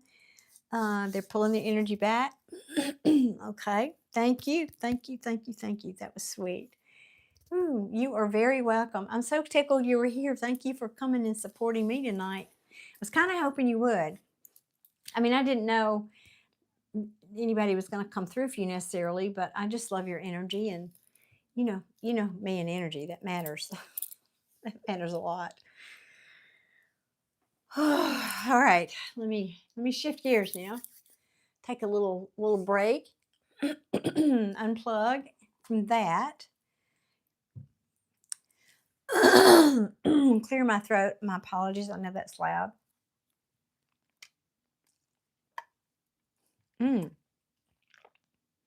Y'all, I went to this shop today. Oh, Anna, because you're here, I hadn't been in the shop. My voice is cracking. Hadn't been in the shop in years. And I remember they had a room upstairs. And I was going to see if maybe it was appropriate space to maybe teach meditation class. So I was kind of doing a little recon there. But I also got a message today to go and buy a candle. And the message was an intention candle. I got lots of candles here. It said buy a candle with intention. Not me having the intention. Maybe that was it too. But like this is an intention candle. It's got right down here. It's for clarity. So I said, well, I'll combine these two trips and I'll go to this place. And I won't name it, and I'll be glad to share with you later. But it turned out that it was highly Wiccan. It had gone from kind of a little bit of an assortment to, I think the owners changed, and it really was every kind of Wiccan stuff and herbs and stuff. And it was a witch's wet dream. In there. I am not of that camp, but I know there are a lot of people who do good things with that. I'll just leave it at that. But it was kind of fascinating to go in there today, and it was a fun trip. I got to, go and look around and play. And I did actually get a new little bracelet there today. Anyway, I'm just rambling because I'm trying to switch gears. So you like that? Mildred, like that? I thought about it after it left my mouth. It might not have been the appropriate thing to say, but I'm glad you liked it, Mildred. You know which one it is? I just hadn't been in there in so long, and it was right up the hill from where there was a big fire in Birmingham last night, guys. An apartment complex caught on fire, and it was still burning a lot of smoke, and so you had to run from your car into this building because it was literally up the hill from where this fire was. Anyway, yes, and it was quite the expedition there today. And while the room was big enough, it was, it wasn't, wasn't our jam. Yeah, it was extremely Wiccan. Yes. I want us to get, because Birmingham's big enough now, and maybe I just haven't found it. Maybe it's out there. I don't think so. There was a shop in Atlanta when I lived there that, oh, shoot, I was going to say the name of it, and it left my tongue. It'll come back. That was a metaphysical bookshop 30 years ago, before this stuff was so popular and widely accepted. But it grew from this little bitty, it's like a one-room little shop to this big house. And they had, but like every little room was like, this was devoted to Eastern philosophy, and this was devoted to Christianity, and this was devoted to Hinduism, and this was devoted to Wiccan. And they had, a real nice cross-section of the major religions. And then they had, all kind of books, and they had little rooms where they called them reading rooms, where you could go in and get readings from different practitioners. And it was just, and they would have psychic fairs, and I would love for that to be a thing here in Birmingham. More of a balanced shop that represented more options, should we say, and anyway, belief systems. I know we should. Well, I'm open to that idea. I'm open to that. Yeah. All right. So, Miss Angel, where in the world have you been? Good to see you tonight, girl. Good to have you here. Hello, hello. Okay, let me open myself up here. Let me just ask my team.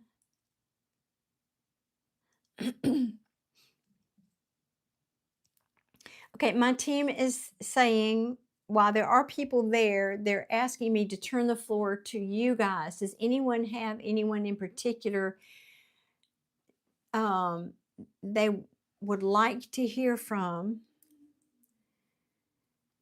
And please, I'm going to give a caveat to this. I am not doing this.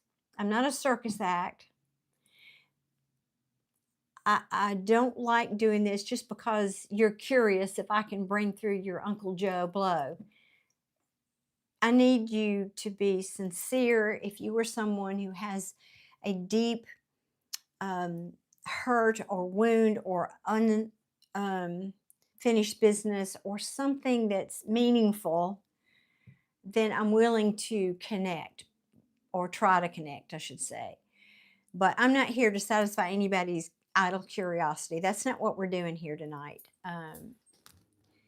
Because you don't know what you don't know. And when I'm switching gears now from mediumship to channeling, if I do that. And there are some people who believe that, we shouldn't go out there and get those people. They should be left in their peace over there. And so they might not want to even communicate with me. That's their choice, but I can certainly try. Oh, happy birthday. You turned, oh gosh, 23. That's so young. So, so young. God bless you. Oh, did anybody see that? I don't know. I just said I'm hoping we'll see some orbs when I look back at the video.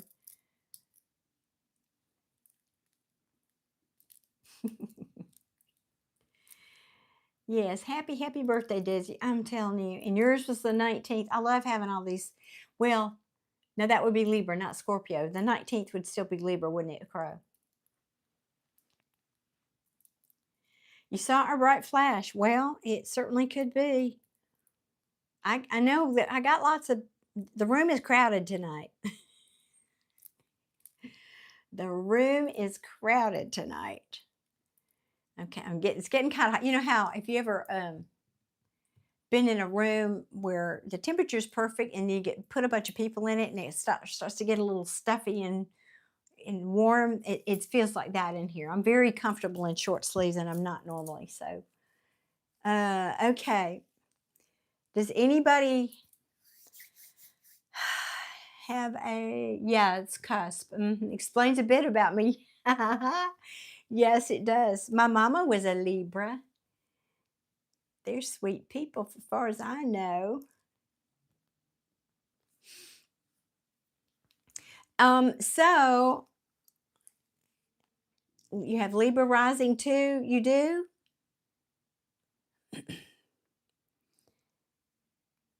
Did you tell me that before, Desi? I don't remember. Maybe you did. Okay, so guys, you don't have anything to ask me about personally. So how about, shall we try moving on to general questions about things that you, I don't know, I'm really branching out tonight. My team is pushing me tonight.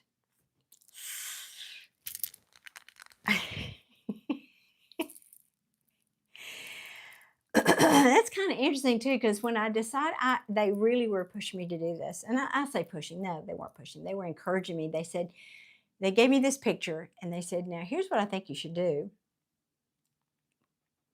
And the lighting's still not great. I'll work on that, but I wanted to get my little lights in here.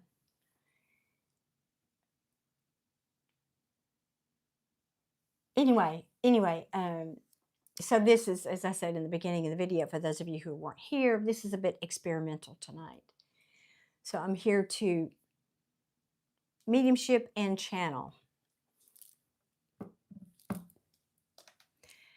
Yeah, I keep turning it because it's not quite level and I'm trying to keep it going.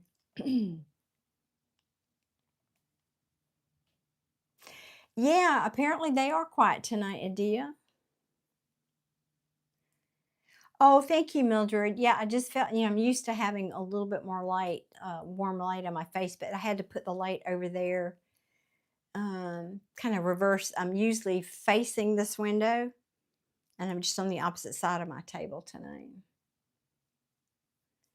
Thank you, Crow. Yeah, and that's why I did it tonight, and I knew that's why they were wanting me to do it tonight. And I have a sneaky suspicion, not, I mean, it's a good night, of course, of all nights, but it's almost like a little, dare I say, launch, because I've been wanting to do this. And what more perfect night to do it than a Halloween night? So I think they were encouraging me so I would, you know, get out of my comfort zone. What can I say?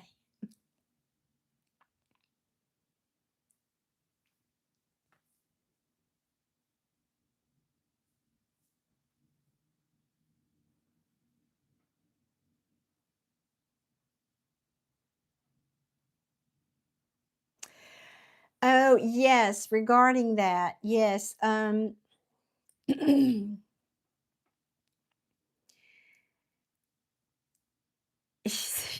Yeah, I've been having the worst mental episodes lately. I wonder if it's because of the planets and what. Yes, we've got several planets are in water signs. Number one. Number two, Scorpio. Yes, to all of the above. Yes.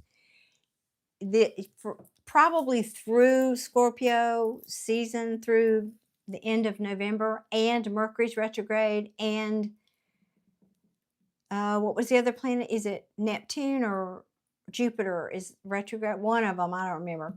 So yeah, there's a lot going on, and yes, this will be a very emotional month for most people. And if you're a water sign, even more so. And if you're Scorpio, even more so. So hang on, babies. Yes.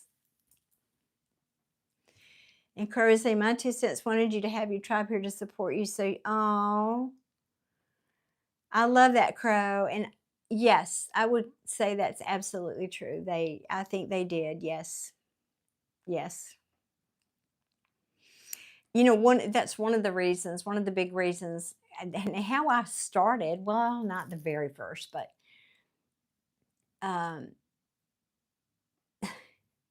I don't really want this to be all about me and my journey, but I've got a whole long playlist of deceased loved ones readings, because I thought, well, these people don't know me from Adam's house cat. How can I get these messages out to people? And I said, well, just start recording videos and see what happens, And I've, knock on wood, got lots of confirmation and affirmations that they are connecting with the right people. And so I think this is just another step in me being out there more. And yes, my team is encouraging me to, get over myself. So yes, Crow, all of the above. Yes. Adia, you're saying, I'm getting ready to go out with my homegirl to the club for the Halloween party before midnight. Well, that sounds like fun. You go have fun, girl. Be safe and have fun.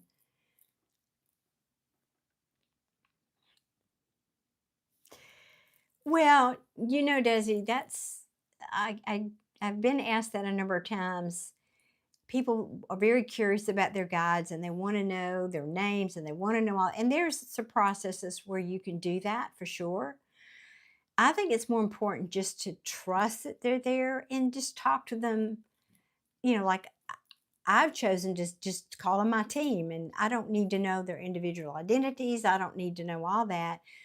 It starts with you having faith and trust that they're there and starting a dialogue with them.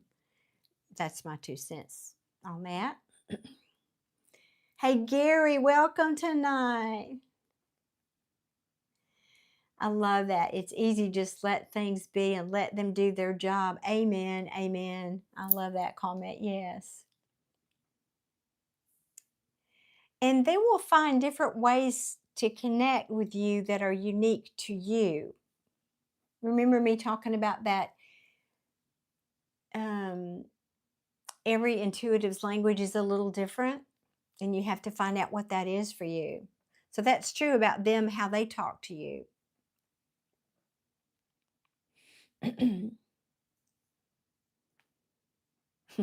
The Watchers. Yeah, that's right. because that probably means that's one of your clairs is through your thoughts. Yes, that's definitely how they can do that. I've spoken about that and how my team communicates with me. They give me pictures and they give me words and feelings, so yeah, I'm not going to go down that long road. All the clairs and all the ways, all that. Okay, does anybody have any general question about... Wait, somebody up here asked to speak to their family. Let me go back and see if I can find it.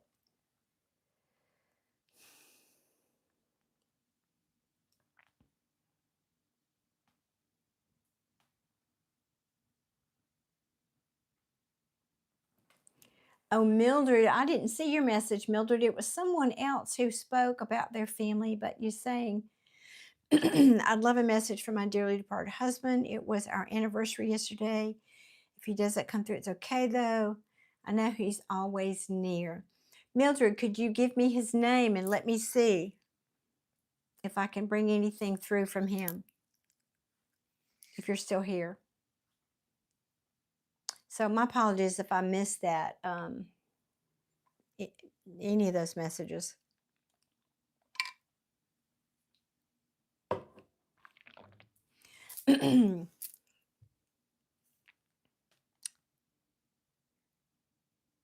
Ray, yeah, Ray, that's who it was, but they retracted it? Okay. Thank you, Desi. Appreciate that. Okay. Well, when I'm focusing, I'm channeling, I'm trying not to get distracted. I'm trying to stay with the energy. So if I missed any messages, I love you moderators because you keep me on track, and I appreciate y'all so much for that. Ooh, we're maybe this is going to be a group reading. I like that. Y'all chip in. Yes. You're trying to be lucky tonight? Okay, good. We like that. Okay, Mildred is confirming. He did like to fish. Would you give me his first name, Mildred?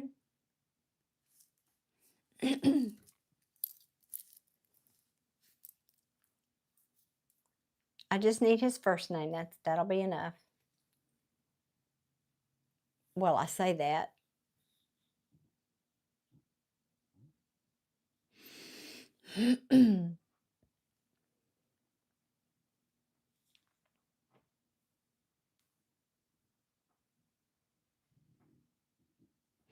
Wish y'all could see the mess I made to get this set up. It's behind the camera. That'll be tomorrow.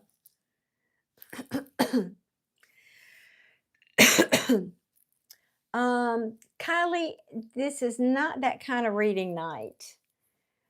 I might do one or two of those, but right now I'm doing a mediumship reading. So if you want to stick around, I won't promise it, but if you want to stick around, I might do that. So Mildred, are you going to share his first name for me, whatever you called him?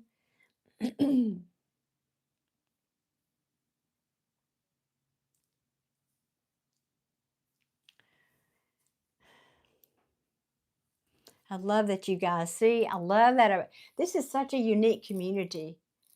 Bradley, that's why your handle is Bradley. Oh, that's so sweet.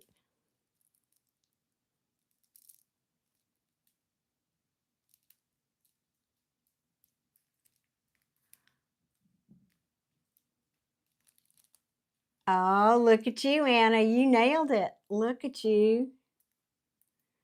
Look at you. Okay. Let me see.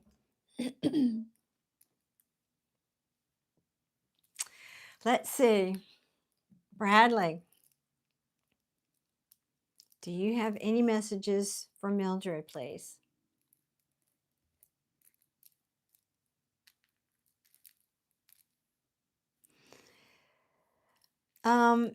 Mildred, he's showing me the two of you, and I feel like this could have even been your first date, but early in your relationship. So tell me if this is true or not. Early in your relationship, like very early, again, could have been first date, you walking down a sidewalk holding hands at night or late in the day, like late afternoon, early evening, into evening. Is that yes or no? I feel like this is your first date. And I feel like he's showing me giving you a single rose, like a single red rose. So is that meaningful? Yes, it was evening. How romantic. I know. Yes, evening. So is that something he would do for you, give you a single red rose?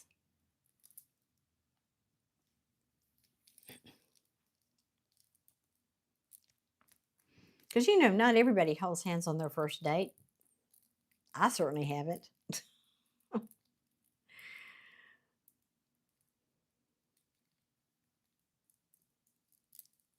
Oh, that's so cool. Yeah. Yes, always a single red rose. Thank you. Thank you. So sweet. Oh. Would he get down? I don't know if he did this often or did he just did it once, but I'm seeing him literally, he's got your hand, he's holding your hand in one of his hands. He's holding the rose in another, and he's literally kneeling down in front of you with this rose. Did that happen?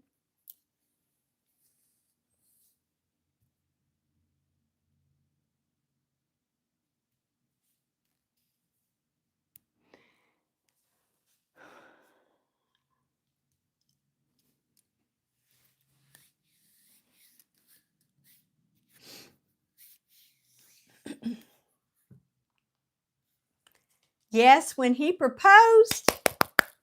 Yes. Yes. I had a feeling you were going to say that. I almost said it. I wish I had. I almost said it. I know it doesn't count if I didn't say it, but I had a feeling that's what you were going to say, that it was when he proposed. Oh, yes. Okay. All right. Well, that's a pretty nice anniversary message right there, I think, isn't it, Mildred? Let's see if there's anything else, though. All right, he's bringing through the excuse me, guys. Sorry, I know that's loud.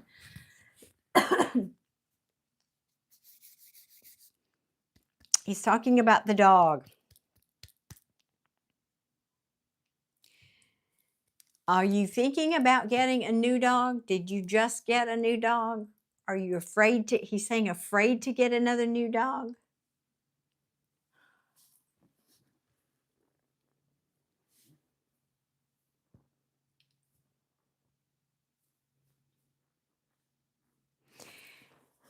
Okay, he had a dog that crossed over. He's got a dog with him, but he's talking about you getting a new dog. Something about you. Okay, I haven't since hours passed just before he passed. Did I just say that before I saw your comment? All right, I have witnesses. I said that before I looked over and saw that comment. Can I hear an amen in the comments? Let me see the hearts. You're saying, yep, I've been thinking about it so much. Okay. Ah, I know you did. Thank you. Okay. Yeah, yeah. So he's got his dog, your mutual dog. He's got that dog with him. And he's recognizing, acknowledging you thinking about getting a dog. And he's saying, stop thinking about it, just do it. And that's the kind of thing he would say to you, wouldn't it? Did he ever say that to you about things? Stop thinking about it and just do it.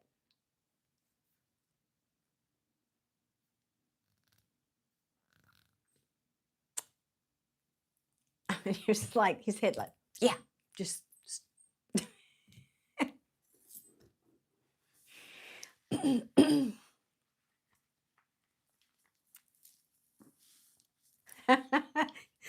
It's funny. I wonder what the dog parks look like in the afterlife. Oh, they're magnificent, I promise you. You're saying he was exactly like that? Mm. Yeah, me too. He's fun. I like him too. Yeah, he was a pretty direct person. You didn't have to guess about how he was feeling about something. I like that. All right. So the red rose is significant, obviously, for the anniversary. He is acknowledging it was your anniversary. That's also a message for me because that helps me know that message. In other words, like John Edwards talks about this a lot. Like when his team gives him images, if they show him a red rose or a pink rose or this or that, he knows that means somebody's anniversary is coming up, or he knows that means somebody's birthday is coming up. So that helps me know that represents anniversary, so I can connect that. So just thank you. Told y'all this was going to be learning for me tonight too.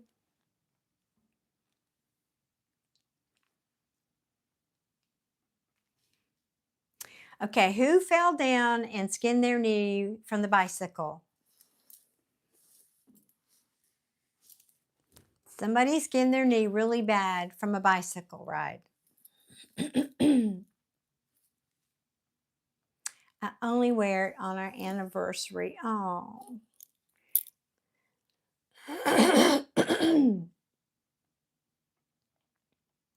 Oh, let me see.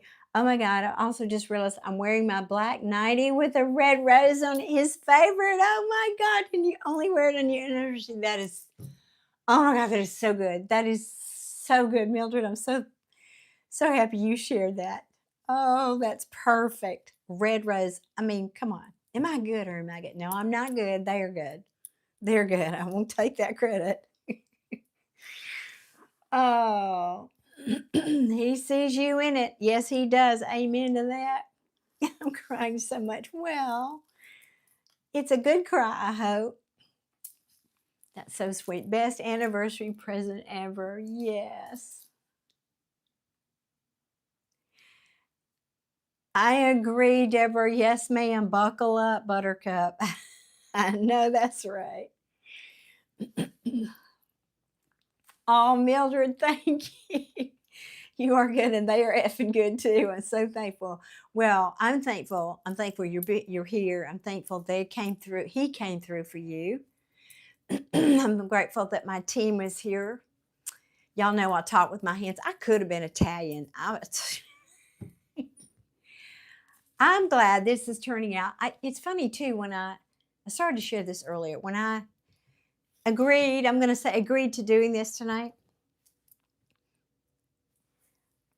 because it could have been a scary thing coming out here, but I wasn't the least bit nervous or worried. I just had this interesting, just this calm kind of come over me about it. It was like my team was surrounding me with this sweet, soft, reassuring energy. And so this, you know what we were talking about earlier with Anna about the reward? This is the reward for me. But I do take donations. I'm just saying. Oh, goodness. Y'all are the best. I just feel so, I'm glad that I did this, and I'm glad I did it in landscape so we didn't have all the trolls in here tonight. Well, not that I know of. My mother always told me my bloodline was Irish English. So I'm not saying there's not a 1% in there somewhere, but it's a strong 1% because you see how often I talk with my hands. Oh. Oh, yes, the flowers he gives her never die. That's so sweet. Oh, Mildred, now you're going to make me cry. I'm so glad I could do this for you. Oh, wow. And of all the images for him to give me, of course, how perfect was that? The red rose, the proposal. You have a red rose on your black nightie that you wear on your anniversary. That's just so what they would do. I love it. I love it. I love it. This is so much fun.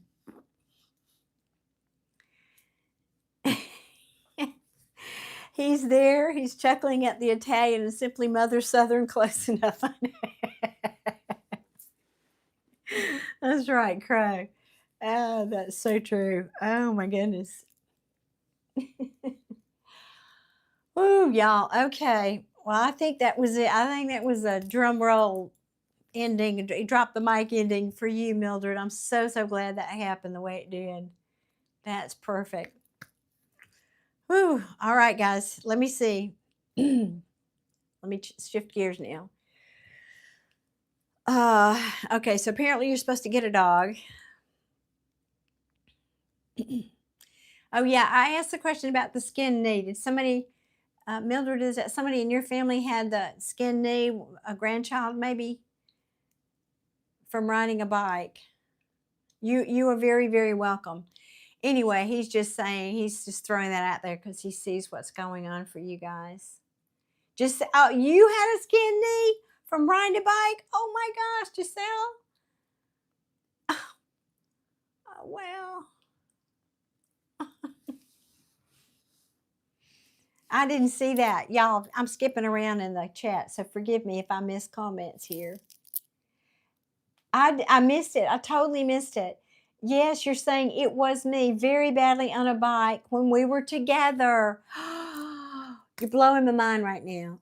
Like you had to take care of me for weeks after it. Ha ha. Oh. Guys, that's my mind is blown right now. My mind is blown. Seriously. My mind is blown.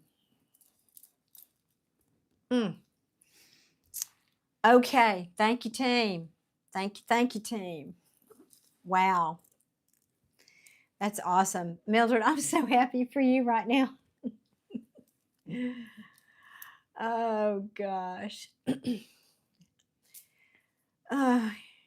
Oh, sweetheart, thank you. I guess I really am bringing him through, knowing all that. Oh.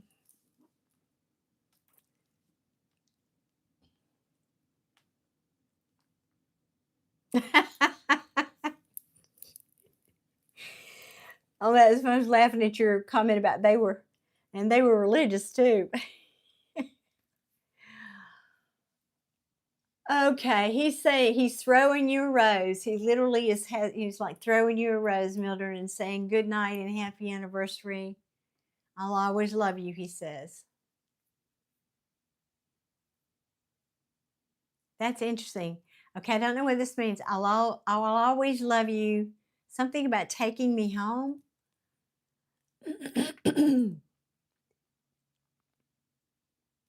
Not sure what that means. That could have been for me.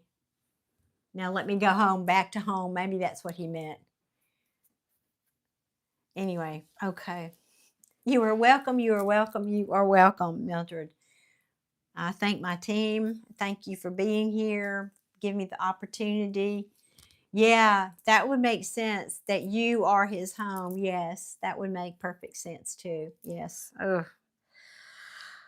Whew, guys, I gotta breathe. Oh, well, let me get some water on Crow's behalf here.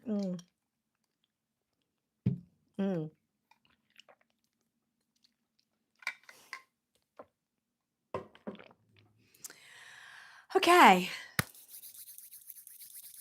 What next? What next, guys? How long? I can't see without.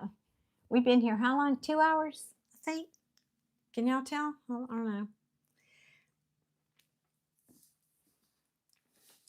Oh God, look at it just gets better. How can this keep? Mildred saying, I just moved back home to our hometown after being away for years. Take me home. Take me home. Oh my God.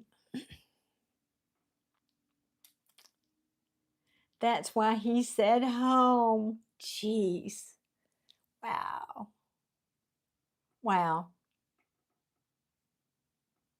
Spirits are working tonight, y'all. Spirits are working. Bringing magic. I was scared to come back. Oh.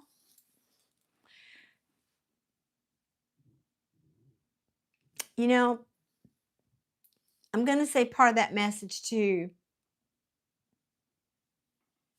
about bring me home. Do you have his ashes? Because I'm wondering, no, I'm not wondering. I know this is a feeling, a sentiment he's giving me. You need to know he's with you. That's a big reason he was coming through tonight for you. So you know he's with you. You're not alone there. You're not alone there. And if you have his ashes, I think that's what he was meaning also, like, take me home. You've got my ashes, take me home.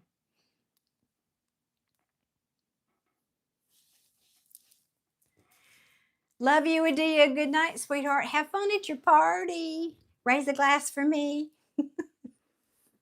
The Southern Medium. We got to get me a fun hand. Mama D. I don't know. I could get more fun handle than that. Mama D. The Southern Medium.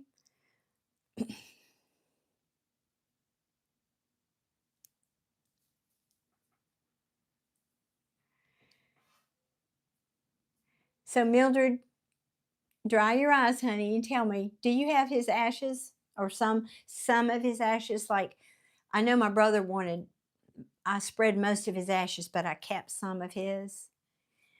Mama D, mediumship, and sweet tea. That's it. That's got to be it. Mama D's, mediumship, and sweet tea. I love it. One-stop shopping. So fun. I like that. Why not? Mama D's. Yeah. Spirits and tea. We can do spirits and tea up in here. uh, all right, guys. Hold on a minute. The energy has shifted. Something heavy's coming in. Hold on. Let's see.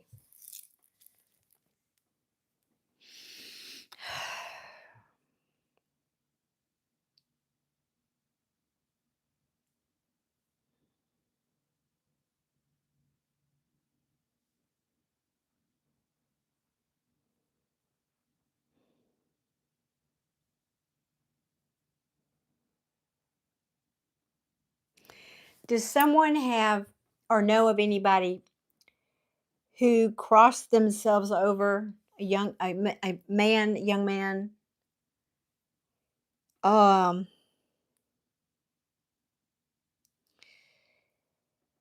feel like he cut his wrists. Does that relate to anybody? This is a really heavy energy. Is that anybody here on the live?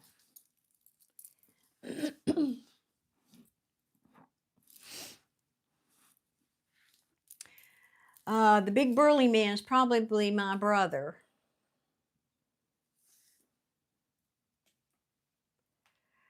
Well, it feels like that. They're showing me somebody cutting. Yeah, it's somebody who cut themselves. So I don't know that this was a one-time thing. He's a very troubled soul, very heavy energy right now. Is anybody? Well, they're souls too, though. You know, they need love too. So I'm wondering if is he a gate crasher, so to speak, or is he for somebody here in the group? That's what I'm asking. Because I'm getting a cue over here. Excuse me. I can help these people. I'm just going to do that after the live. So I just need to know if he's not for somebody that's here, then I will ask his guides to have him step to the side. Sorry, YouTube is delaying.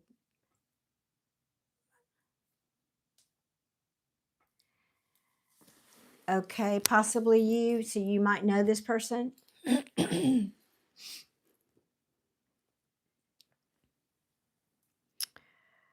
I don't think he was found right away. Crow, does that relate?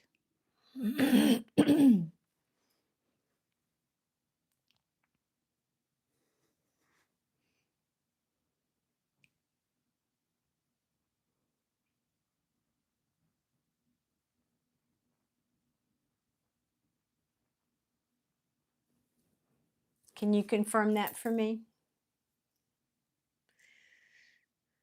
Oh, Mildred, I love you too, sweetheart. Thank you. Okay, Crow is saying yes.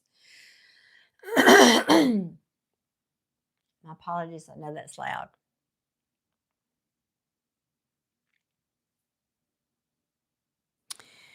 Well, Crow, I have to be honest. This person is a bit lost, and I will help. I'm giving you my word. When I get off this live, I will help him find his way to the best of my ability. But he is coming through. It's just really dark energy. Bless his heart. And I don't mean evil. When I say dark, heavy, heavy.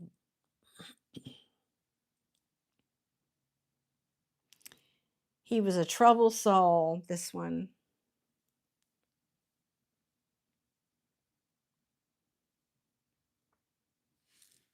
Oh, thank God you're not in that boat anymore.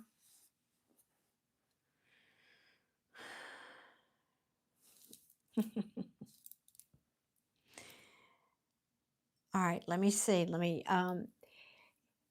I'm feeling he was discovered by a woman. I want to say, um, they were.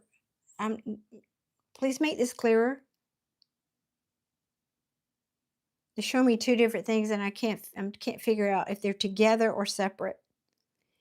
Please make this clear.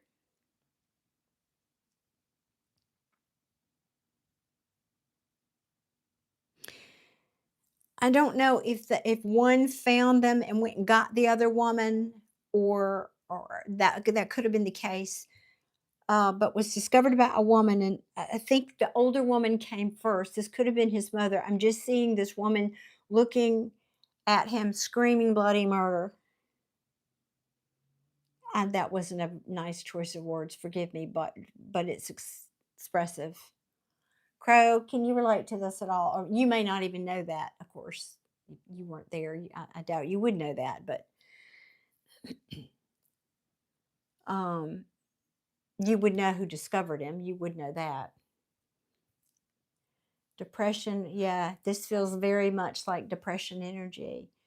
He was your blood brother in the native sense. Oh, yes.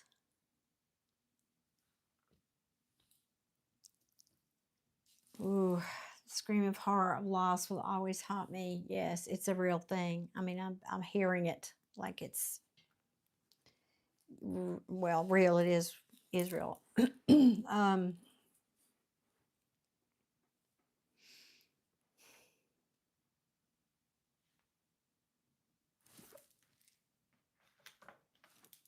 One second, y'all.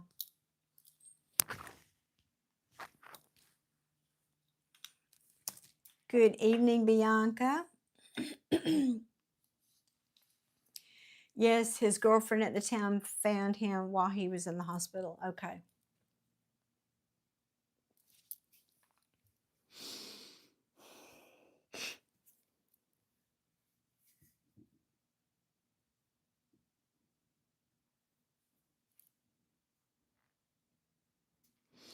Did he ever say something to you, Crow, like, or did he could have, I don't know that he would have said this to you specifically, but it kind of feels like he might have something to the effect of, I feel like I'm haunted by my ancestors. I feel like I'm haunted. Or he might have said to you he didn't feel like he was alone. Do you see what I'm doing with my hands? This is not me doing it. I feel like he would sometimes hold his head like this and maybe do this. I don't know.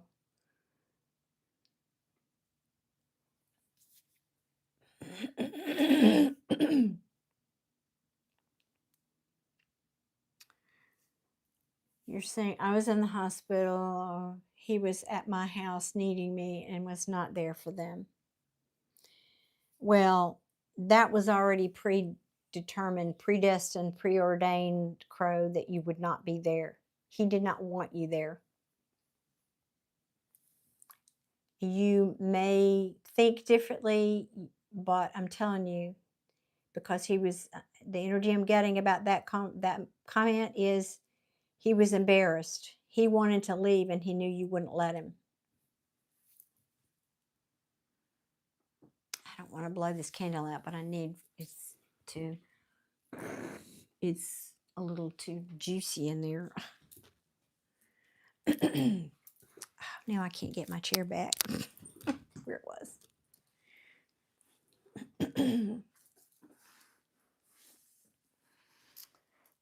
Yes, we both felt that way. Yes. Well, you were strong enough to handle it and he wasn't.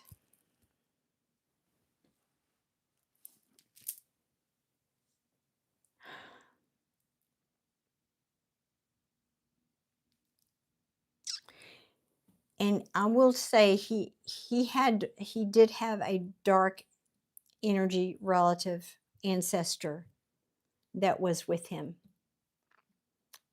which could have been the problem.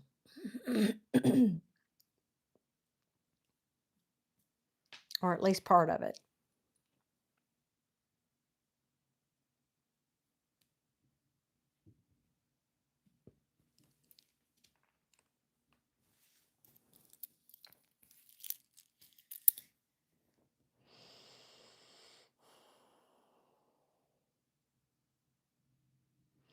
Of course, and both of us were intuitives. He would not accept it because, yes, well, because he was so intuitive, he could see and hear and feel the ancestors, and he could hear them talking to him, and he thought maybe he was crazy. I'm just channeling this through for you, Crow, from him.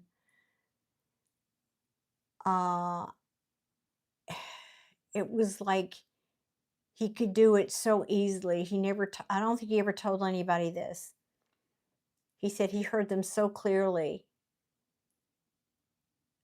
It was like they were standing next to him. It was, he's literally giving me this message of, it was so easy for me.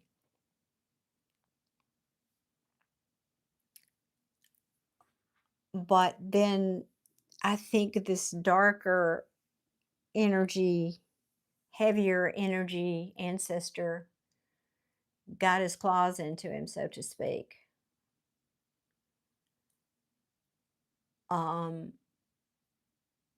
And that was not good.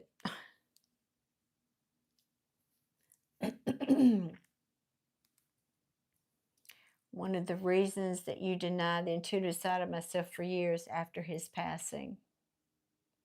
Well, I'm glad you've come around and put that behind you, Crow, because you are obviously very intuitive.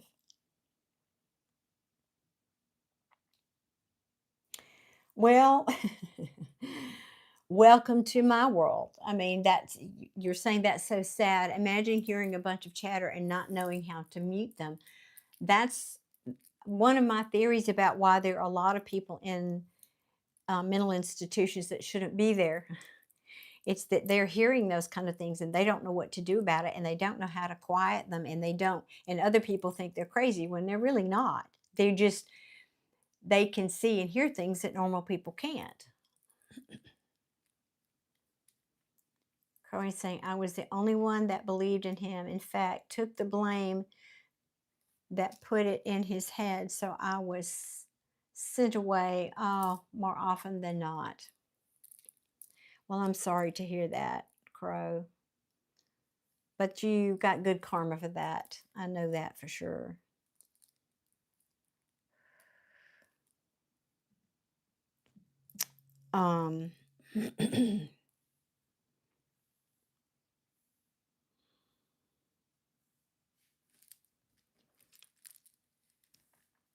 He's saying, actually, he's saying, thank you, brother.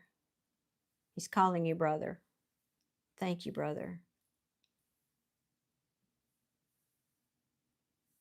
You were both you were soulmates. Not in a romantic sense. Y'all don't get hung up on that term.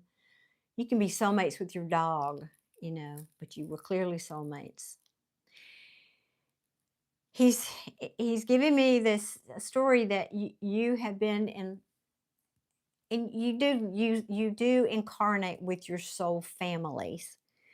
You just change roles. Okay, so sometimes you'll be a friend with this, you'll be friends, and sometimes you'll be parents, or sometimes you'll be kids, or sometimes you'll be this, or you'll be partners, or whatever. You change your roles and the dynamics in each lifetime. Excuse me. But he's saying you've done this dynamic in multiple lifetimes, and you've taken turns with this role in different lifetimes. In other words, what he's saying is sometimes he saved you, sometimes you saved him. This is an interesting message, Crow. Man, I'm out there on very end of this limb tonight.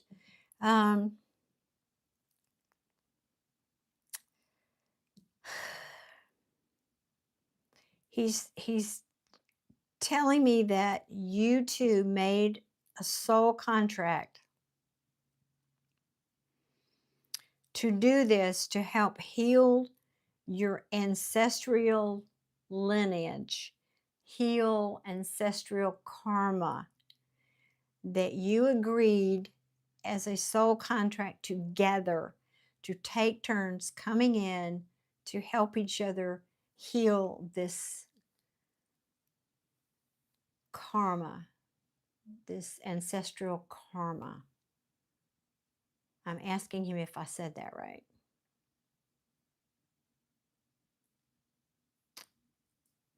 Yes. Okay.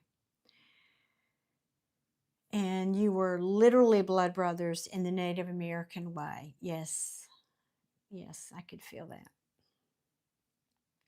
So I hope that you are hearing this message he just gave me, Crow. It's sweet in a soul way.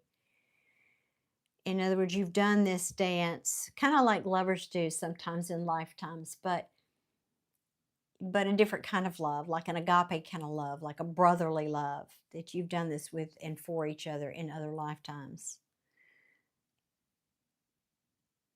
That's a beautiful story. That's a love story through time, isn't it?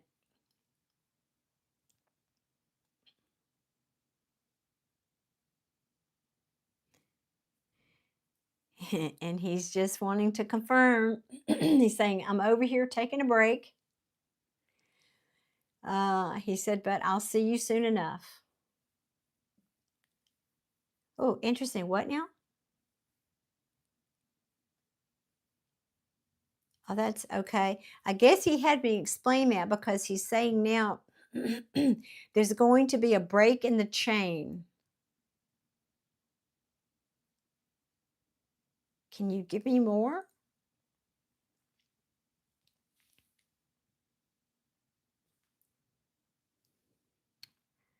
A break in the chain.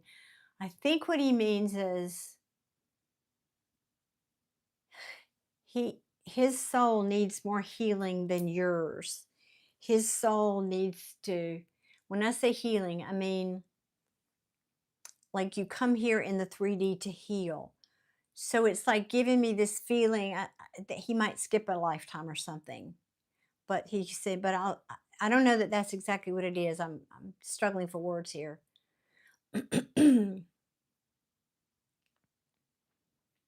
But that you will, he would, but I'll see you again. He said, there's going to be a break in the chain, but I'm going to see you again. And I think he means chain of lifetimes. I think that's what he means. I could be wrong about it. I think that's what he's meaning. Does that make sense to you at all, Crow?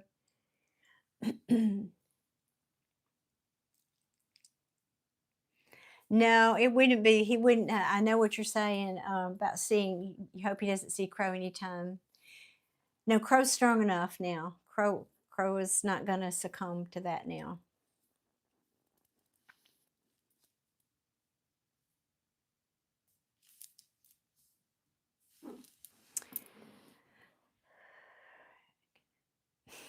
Oh, that's beautiful. Oh, it might be cry again. Crow saying, that's fine, brother. Rest and heal. I have the watch.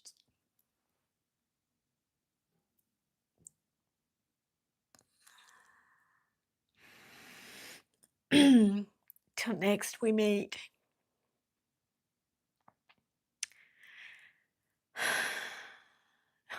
The mead will be on me. I'm upset, not in a bad way, in a good way. It's like that's, well, it's beautiful. Number one. Number two, I'm in the energy and I'm feeling it. But number three, that's how my brother and I are. I won't say were, are. So I get that. Yeah, we've incarnated many times together, and whew. All right, y'all got me. You finally got me to cry tonight. Dadgummit. All right, let me breathe deeply.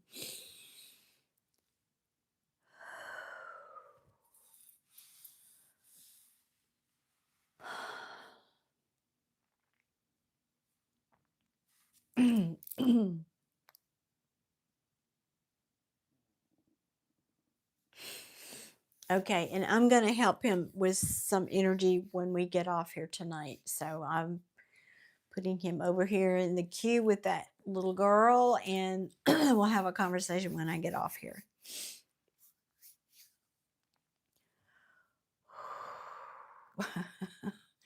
I do now, Crow. Thank you for sharing that with me. I'm still choked up.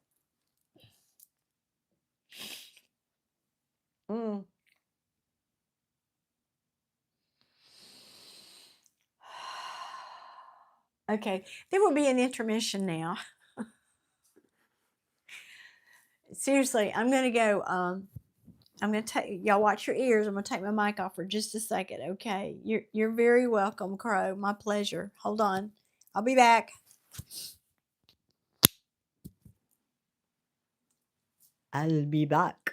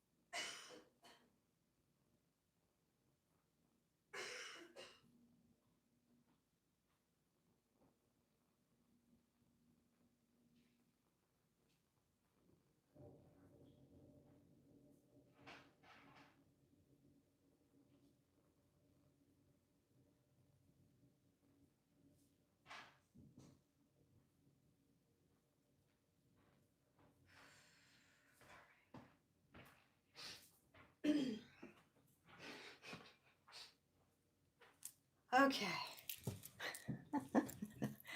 Kleenex. Let me get my mic on. Watch your ears. I'm going to put my mic back on. I wonder. Well, I think it's still charged.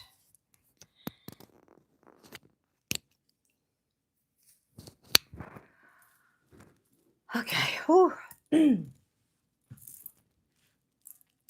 This chair does not roll on this carpet. All right.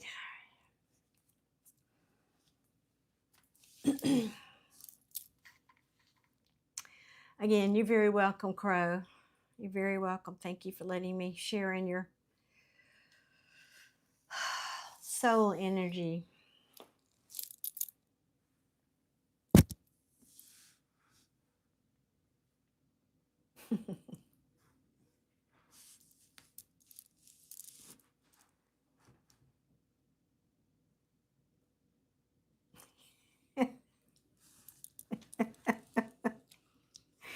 I was thinking that earlier, Crow. What is it with you? What magic do you have around you in that? And as I'm thinking that, I'm saying, well, of course he does, because you're one of me. You're like me. You're one of us. So of course you would have. Whew, your family. I'm telling you, yeah, yeah.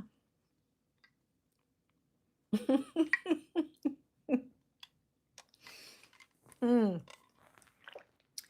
All I ask, excuse me, all I ask in return is that you guys please send me some referrals, send me some business. That would be lovely. I would like that. Okay. Now, what's next, team? What's next?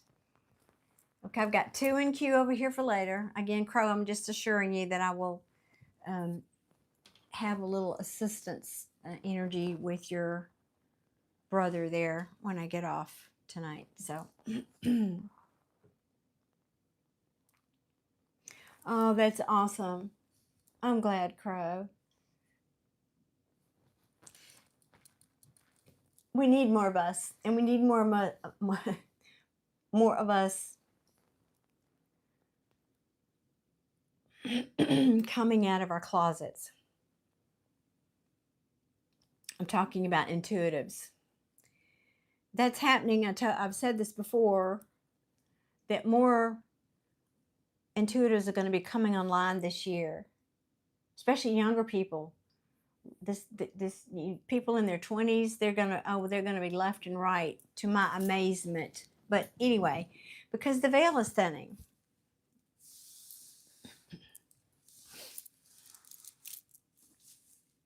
Okay, Ms. Giselle, what is your question, Ms. Giselle? Thank you for keeping me on track, Crow. Appreciate that. How many? I can't read. How many have we got in the chat now? I can't quite read it. I think there's 8. Got somebody back there lurking. 1 or 2 of y'all lurking in the. Your brother. All right, Giselle, give me. Can you tell me his first name, please? And he's crossed over. Y'all don't do that trick me thing. I hate when people do that. Y'all know what I'm talking about. They give me a name of somebody that's not crossed over, and I'm trying to read somebody that's crossed over, and they're trying to trick me. And what's the point in that? You want to know if I'm real? Replay the video. I think that you have enough proof.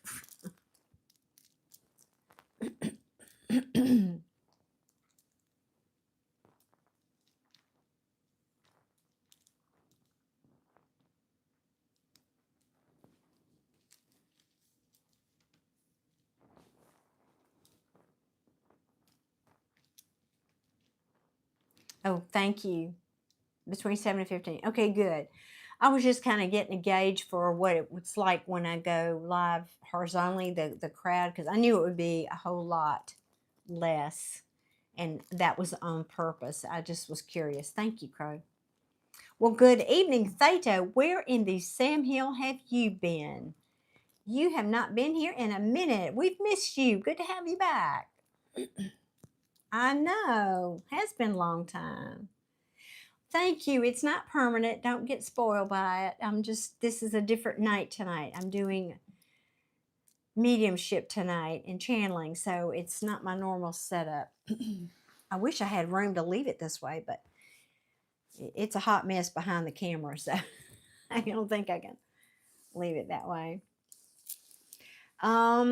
Giselle, his name is Jonathan.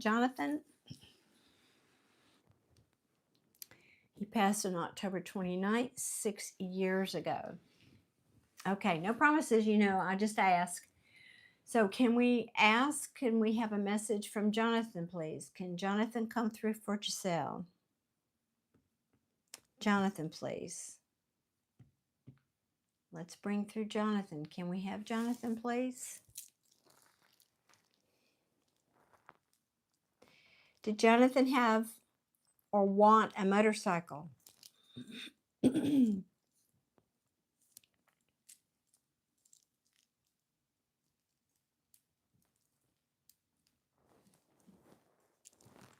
he die that way?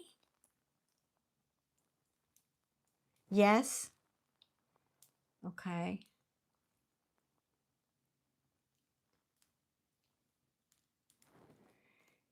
And he died on his motorcycle. Yeah, I could see. Yeah. Yeah. Yeah, I'm seeing it.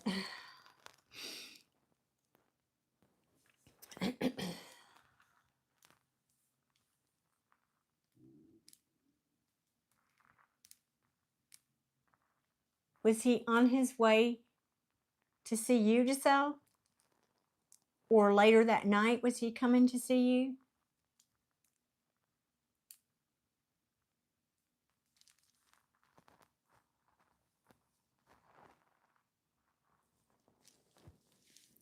you? Single hit and he was gone. Yeah, I know. Yes, we had plans. Yeah. I should just say it instead of asking it in a question, but I like to know I'm on the right track. I'm going to get my confidence up and start saying it like that. That's what my team's working on. Yes. Yes. He was on a motorcycle. Yes. He was coming to see you. Yes. You were going to do something together new that you talked about that you hadn't done before.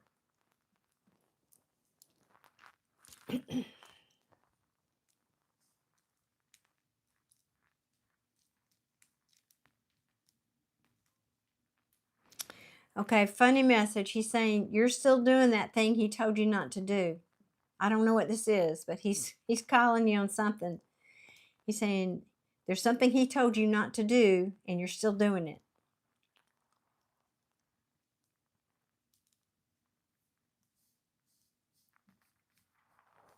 I'm sure you will know what that is.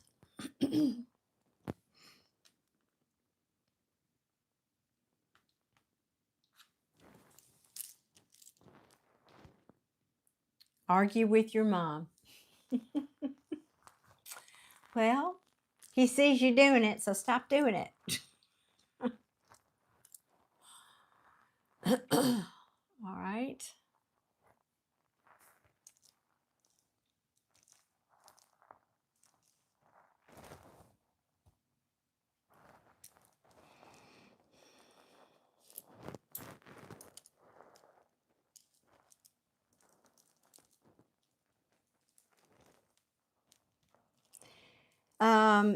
Did he also have a cousin? Similar age that crossed not too long either before or after he crossed. I feel like it may be before.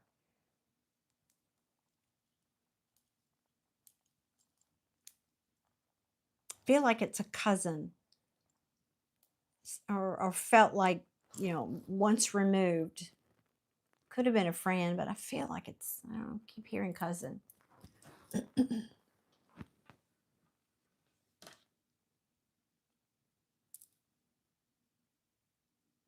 Your aunt?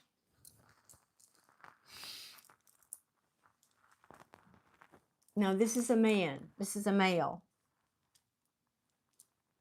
I mean, I'm not saying you're not right. I'm saying what I'm seeing a male. Maybe a friend of his.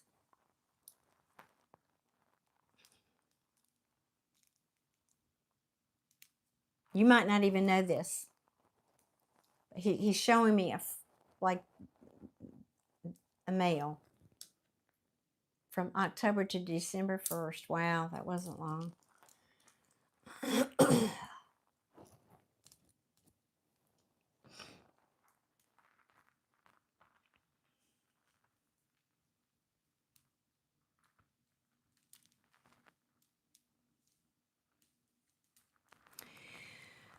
Okay, I hope this makes sense to you.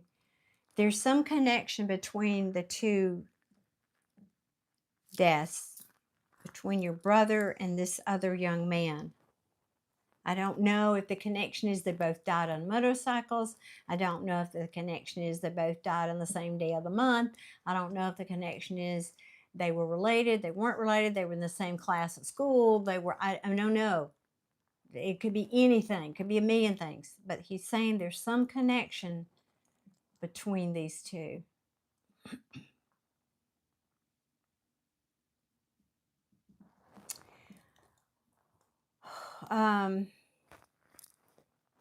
This chair is bugging me. Let me see. I need to try to pull it up. Let me see if I can. It's not rolling. I need to get my pad over here. There, that's better. Okay. Your stepbrother. All right. 30 versus years before him. Okay. So it wasn't, well, I guess in ghost time, years, that's not that long. Same thing, motorcycle. Okay, now I think we're on the right track. Same thing, motorcycle. Because I almost said motor. It feels like motors. I almost said that, or maybe I did say that. I don't know. Feels like motorcycle. Yes. So they both have. Okay. That's where we're going. That's who this is. So that was your stepbrother. Okay. One of them was an accident, and one of them was more like I want to say hit and run, but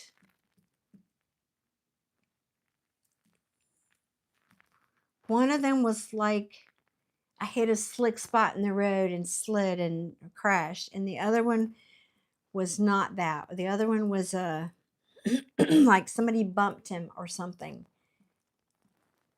Is this making sense? Do you know this?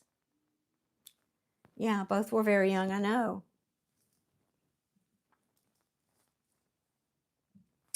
Is that making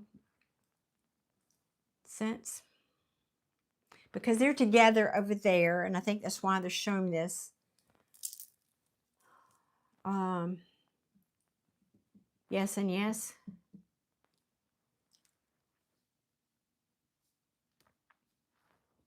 Yes, yes, and yes. Okay. You're right. There's a delay on the chat. All right.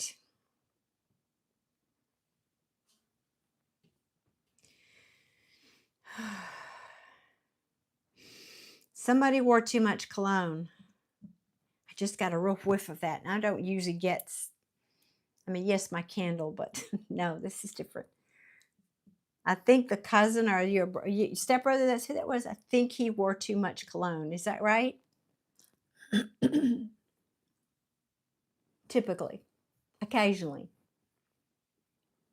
That's your stepbrother. I was feeling that. Yes.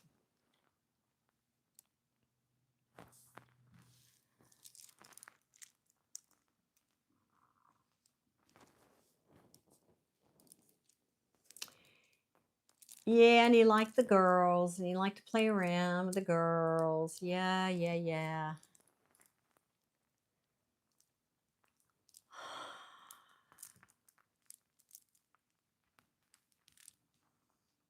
What else? Did they, okay, which one? Was it your brother that was involved with the, okay, I said that these had two different, he left two women pre to Nat when he passed. Yeah, yeah, yeah. Uh-huh. Yeah, you like to play around. Um, okay.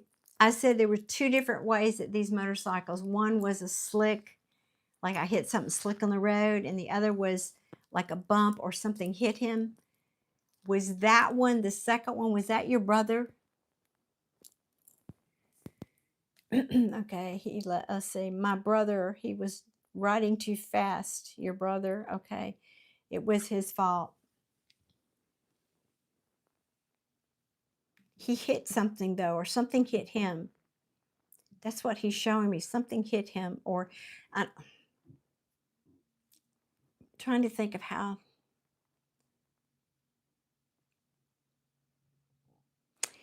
It's like he's riding along and he hits. It's not like he runs into something though. This is the weird thing. I'm trying to make sense of this. It's not like he hits a wall. It's not like that. I don't. This could have just been a little rock on the road that his wheel hits, and he turn. That's what I'm getting a sense of. If this is making sense, it wasn't slick, but it almost feels like somebody bumped him. To be honest, do you know? It feels like something hit him from the behind. Yes, we passed between two trucks. Yes. Okay. Okay. Okay. Because that's what this feels like. It's like something. Yes. Okay. He was hit from behind is what I'm seeing. I could have just started with that, but I don't know. I'm trying to put what I'm seeing into words. Okay.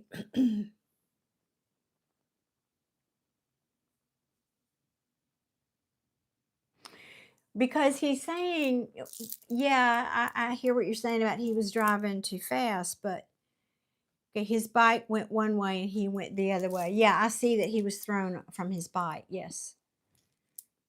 Yes, I see that. He was thrown face down.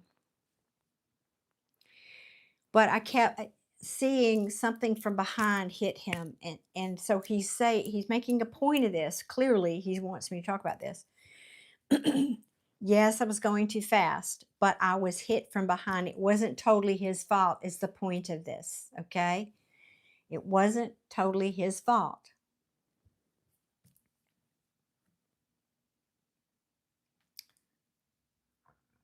Right the way I said it, okay? Yeah. Now, I'm not telling you this, and I don't think he's telling me this, so you go try to dig up anything new. I don't think that's not the point. It doesn't feel like he's wanting to share this for that reading. Okay, then that may be all that he's telling me. Let me get my words in sync with my tongue. That may be the only reason he's bringing this up, because he wants you to know. Because it doesn't feel like I want vengeance. I want the truth to come out. It's not that energy, because I've had those readings. That's not what he's saying. I guess he just wanted you to know that. Yeah. Because you're saying, thank you. I wanted to know. We thought he did it on purpose. No, no, no, no. He did not. Mm-mm. And that's probably the other message, I guess, is reason where he's coming through. No. Mm-mm. And I used to own a motorcycle. I used to drive a motorcycle. So I know. No, I didn't. Anyway, it doesn't matter. It doesn't take much, just a small little bump on a motorcycle, and it can make it spin, it can make it veer. They are very interesting, it's not like four wheels or even three wheels. When you have a motorcycle, it can take just a small little bump, and it can throw it way, way, way off crazy ways. So that's kind of what I'm feeling. Now, was it intentional? No, I don't think it was intentional that happened, but it did happen. If anything, it was one of those, maybe the guy was driving along in his truck and suddenly your brother cuts in front of him, and maybe the guy was looking just for a split second at something, and he looks back and there's your brother and he bumps him. It feels more like that. Then I don't think there was anything intentional about it. There was nothing. It was just he taps him, and then your brother spins off because he was going too fast. if he hadn't been going that fast, I think it wouldn't have had the same outcome. And I think that's one of the points he wants to make here also. Oh my God, 140 kilometers an hour. Geez. I want to know if the one with the song I hear when I'm somewhere is him. Oh, you're welcome. Well, let me see.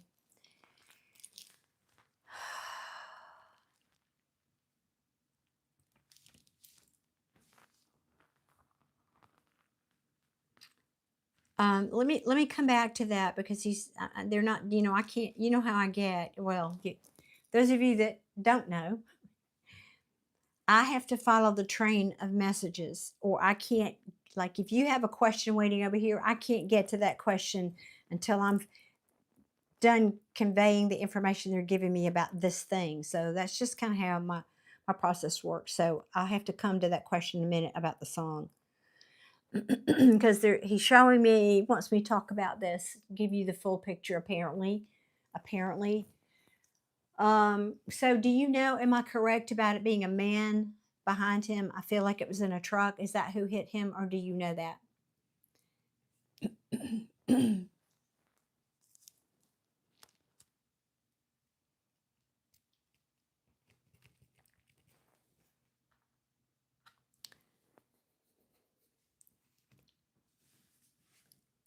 We had doubts, yes. Well, the picture they're giving me is it's a man and a truck. He's in a truck, and that's who bumped him from behind. Now, the man in the truck realized he did it.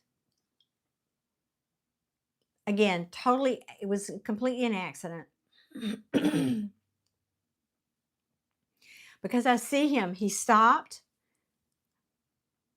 He stops his truck, he gets out of the truck, he goes, and I see him now standing, with other bystanders on the side of the road. And he's like ringing, just like, I don't know what to do. I didn't, I don't know if he spoke up though. Here's the thing. I think this person was so afraid that he didn't speak up, and he never told anybody that he knew he bumped him.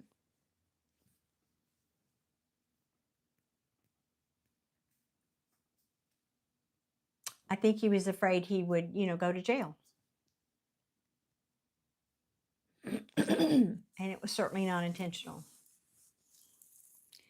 And your brother's not blaming him. He's taking responsibility, but he wants you to know.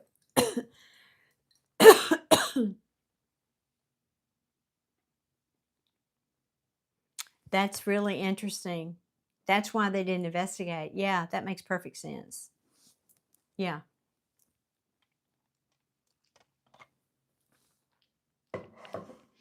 Because I was wondering myself, that that would have been something they would have investigated, but I see why not.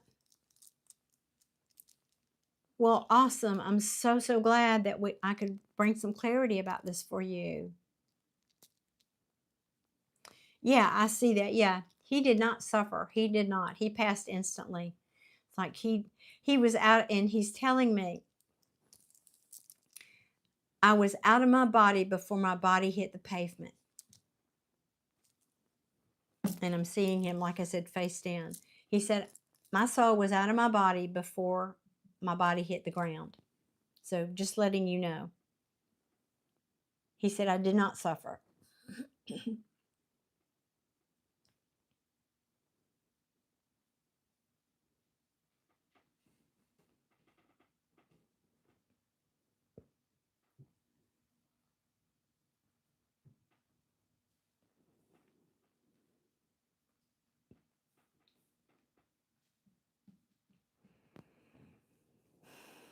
I think there was a woman in the car in front that pulled over. She must have seen it happen, or could have been, I don't know, beside them. And there's a woman also standing on the side. I think she knew what happened, or suspected, but I think she knew. She might have seen it. but she wasn't quite sure. You know, things happen so fast. Something like that so fast, you question yourself if you saw what you thought you saw.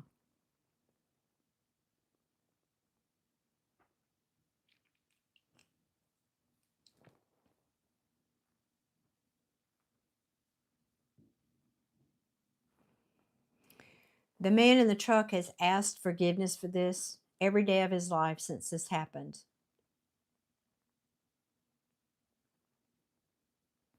Not a day goes by that he doesn't think about it.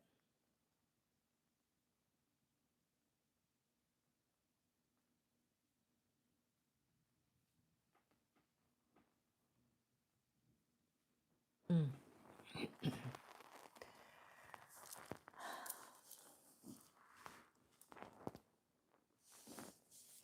You're saying, let me see. Oh, that's what the doctor said, that he passed. Yes. I went to recognize him after I talked to him. I hope he innocent. I told him I'd be in charge and take care of everyone. Oh, and that's what you've been doing. Oh.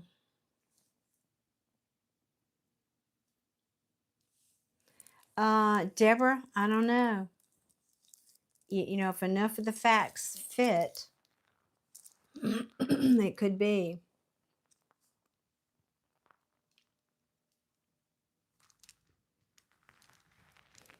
Just see if there's anything else.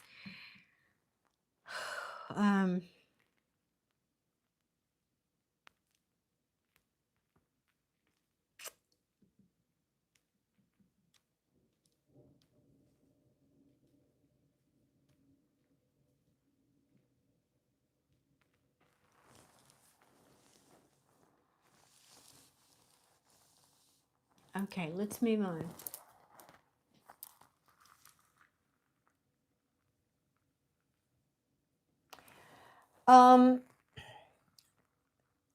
I'm asking about the song.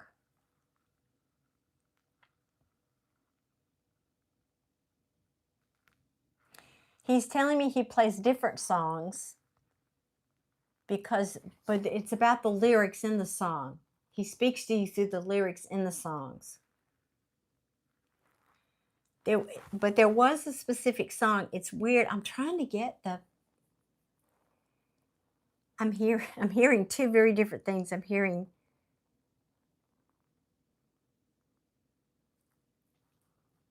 a cross between. This makes no sense to me. I hope it makes sense to you.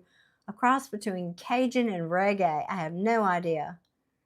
Or maybe he liked that kind of music, or you like that kind of music. I don't know.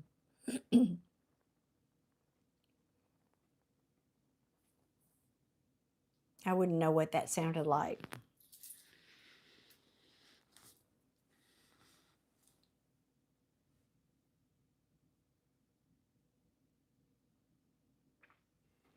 Sometimes when you're sitting alone, he brushes your cheek. He says, "You feel me.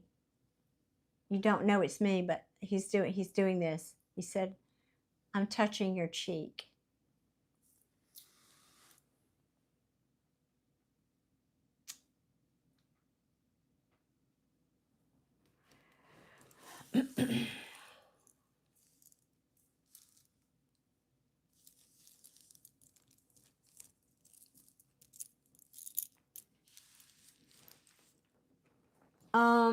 Hello from the heart. I might can do one more. Let me see how long this one takes. Let me see. African beats, that could be. It just wasn't like mainstream to me. To me, what I listen to. A song with his name in it. Oh, it could be.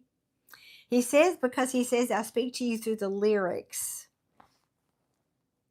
So that would make sense to me. Yeah, that would make sense to me.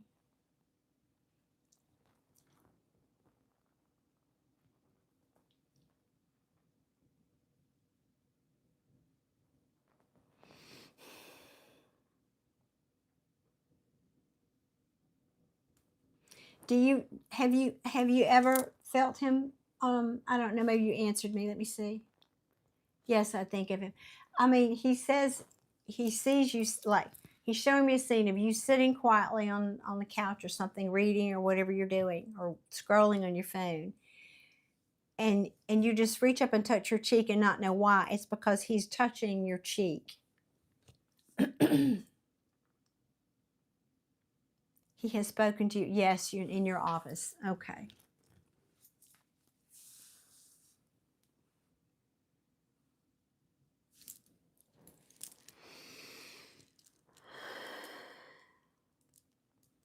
I forget to breathe sometimes, y'all. I hold my breath, not meaning to.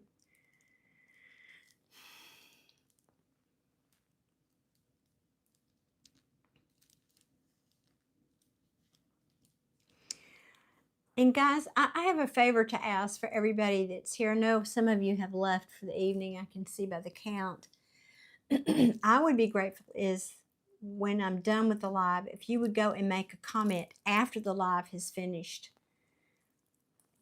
Just talk a little bit about your experience, or did you think I did a good job? Did you like what we did tonight? Did you, would you like to do this again? Anything like in the comments afterwards that helps. It will help YouTube push the video out if you make a comment after the video has finished also. That would be appreciated. Just forget to mention things like that. Totally random.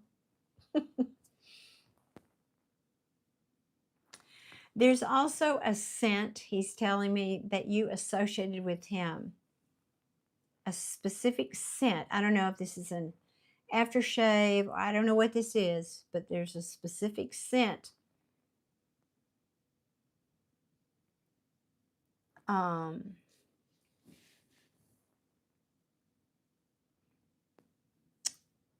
Like there's, like, he's showing me, like, if you, like, if you for example, if he wore something like, I don't know, Old Spice, like my dad used, that's why I said that. And let's say you've got something, an old shirt of his, and over time the smell fades, like you would go and buy it and put it on that to make it smell like him again. Something like that. There's a certain smell. Okay, and you also have vivid dreams with him. One night he said, "You are silly. I'm right behind you." Yeah, well, and you can believe that was him. You absolutely can believe that. You're saying yes, and we have felt it. Yes. They do that. The easiest way they reach us is through dreams, because we don't have the 3D defenses. We don't have the non-belief. We don't have the questions. We're just open, and excuse me, that's the easiest way for them to reach us, through dreams. So better believe he. Mm-hmm.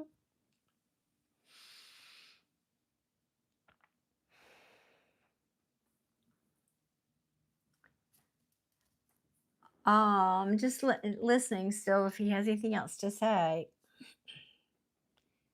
I think he mainly wanted you to know, because I don't know, trying to think back if I've ever had anybody come in so voraciously talking about their passing. Usually they don't even want to bring it up, because typically it's not that important to their passing, but this was. So I'm glad we could talk about that for you tonight. That was the big part of his message for you.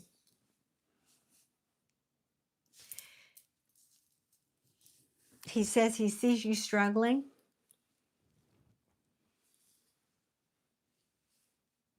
He sees you struggling. Sometimes you talk to him like, "I don't think I can do this."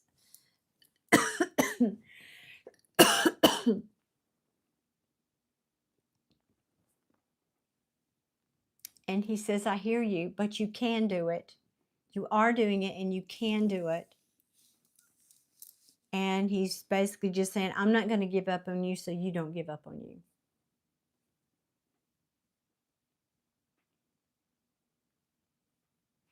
You get frustrated sometimes that he's not there. I mean, like, why the hell did you leave before me? I need you. It's that kind of, he sees you having those conversations with him. Yeah, it's when you're dealing with your mom. She's difficult. Yeah. And he dealt with her well. You don't. He dealt with her well.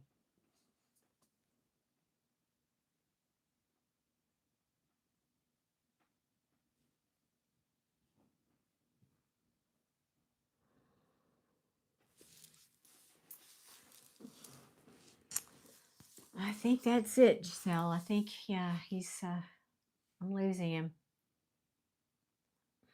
Thank you.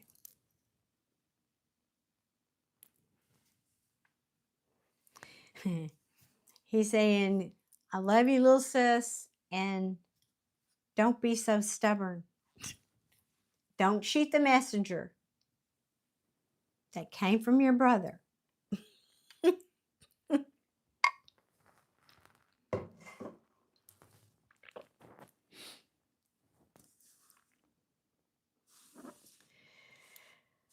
Oh, okay, it's true. He was sweet. Thank you. Yes, my pleasure. My pleasure. And somebody said they saw somebody huge. Maybe that was your brother and not my brother, because my brother was huge too. Yeah, Crow said that earlier. Okay. Well, Giselle, I hope that was helpful. All right, let me shift gears now.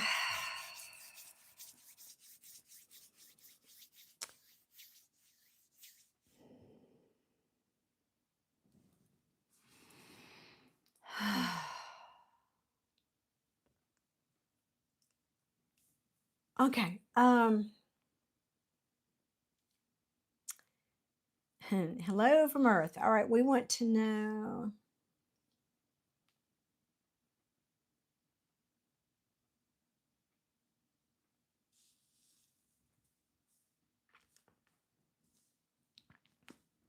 Okay, give me a name, please. Oh, Giselle, thank you, sweetheart. Thank you so much for that donation. Thank you. Thank you. Thank you. I appreciate you. I'm so glad I could bring him through. You know, there's no guarantees. So I always like to tell people that, but do what I can do, right? Oh, I'm so glad. Thank you. Um,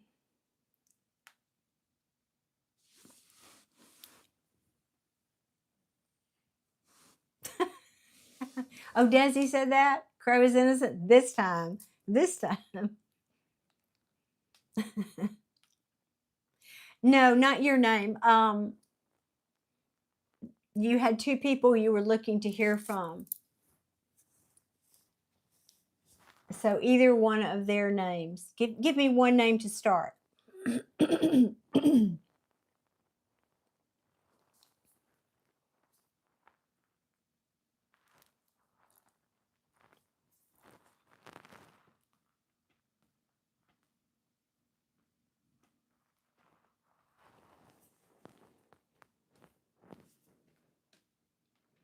Okay, the mother was Beverly or the aunt was Bonnie. All right, let me see. Can we please bring in Beverly or Bonnie? Beverly or Bonnie for, this is where I get a little, I trust in spirit. Hello from Earth. Spirit knows who you are.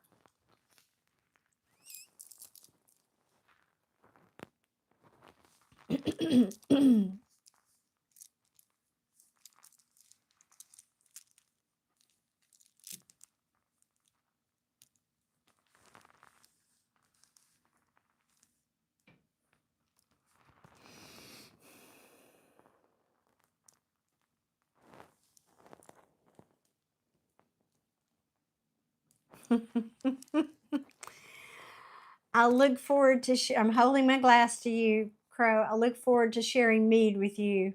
Oh, and Desi owes you shiny things. Oh, cool. All right, all right. I look forward to seeing that exchange. Okay, so can we bring through Bonnie or Beverly? Got the bees here. Bonnie or Beverly, please.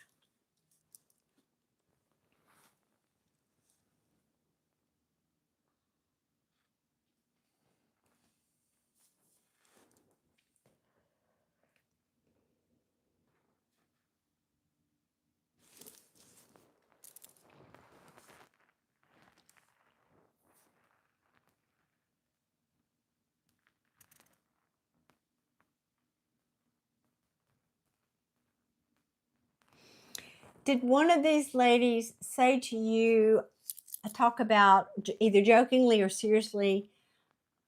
It's interesting because your handle, I could have guessed this, but this was them. Say things like, I'm not from here, like I'm not from planet Earth, or make jokes about that. Did either of them say something like that?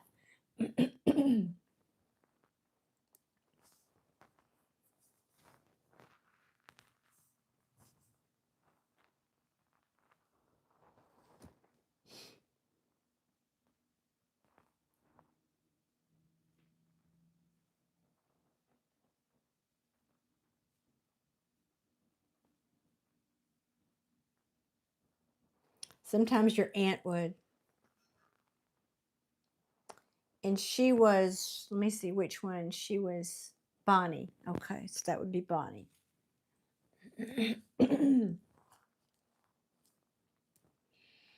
Did Bonnie like to garden outside, like dig in the dirt, flowers and bulbs and things like that?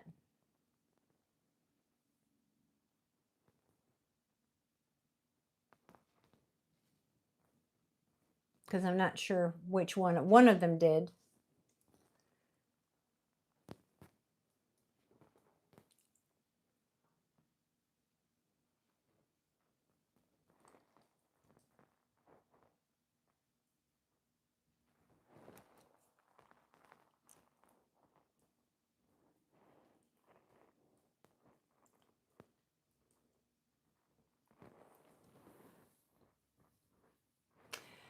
Did one of them live by the ocean?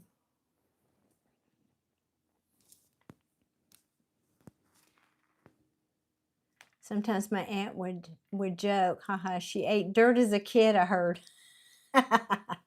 Sounds like a gardener, yep. We all did. Well, my generation, we all did. We did really dangerous stuff like stay outside all day and play and ride bicycles with no helmets and run with scissors. And we did, I'm joking, but I'm not joking. Yeah, okay. Now,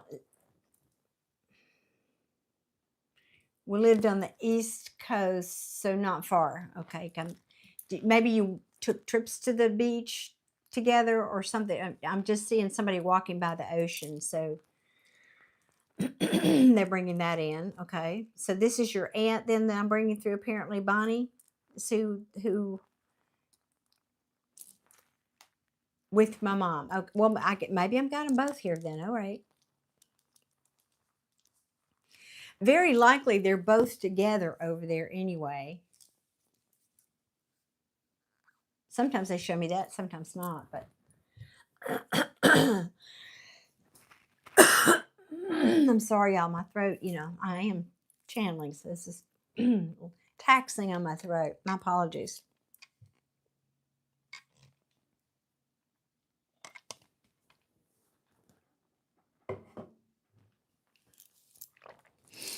Okay. There is a man, an older man coming through, and he's standing between the two women. I've got two women and a taller man standing between them. And I'm not sure who this is. I don't know if this is one of their husbands, if this was a brother. I don't know who this is. I feel like it might have been one of their husbands. I'm not, or brother. I don't know. But he's there with them too. And he's taller than both of them.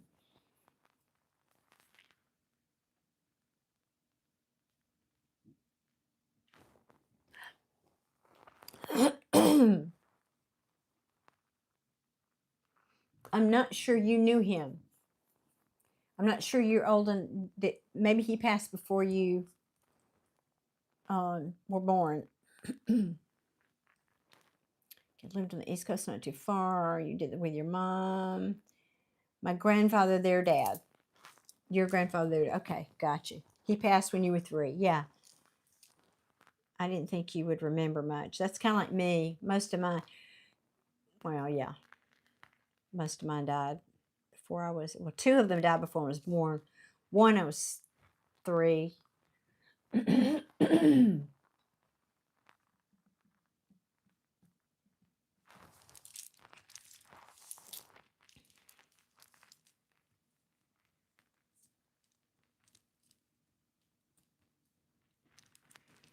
Did you or somebody in your family just recently get a cat or are thinking about getting a cat? Or maybe a stray cat has been showing up recently.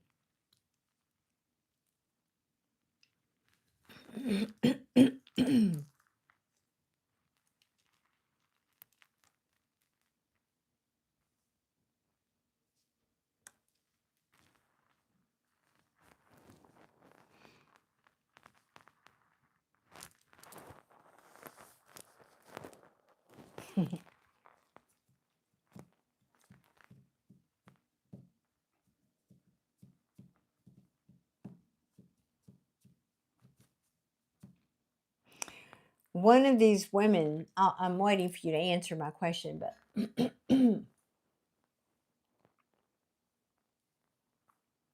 one of these women has a special cat. And when I say special, not all cats have, not all animals, pets, dogs, and cats have souls like we think about souls. But some of them do. Some of them are soulmates to us. And she has one like that with her. Okay. Well, if you're saying, I have always attracted stray cats, I still do. Okay. Well, that's why they're bringing that through. But there was one special cat that I can't tell which is which now. They're just kind of a blurb. One of them's got this special cat. Just this. My cat, Sally, she passed and my mom cherished her. Okay, okay. She just keeps talking about this special cat. All right. Now we're getting somewhere.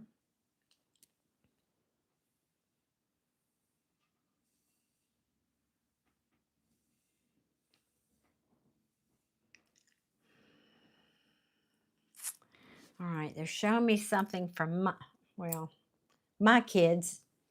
I don't know if they make them anymore. They used to be called Hot Wheels. Now, I'm not talking about little toy ones. I'm talking about they were like, they had 3 wheels of big plastic things you sat on as kids, and they had 3 wheels and pedals, and you sat low to the ground, and I don't know if they still make those things anymore. My grandkids are too old. I couldn't tell you.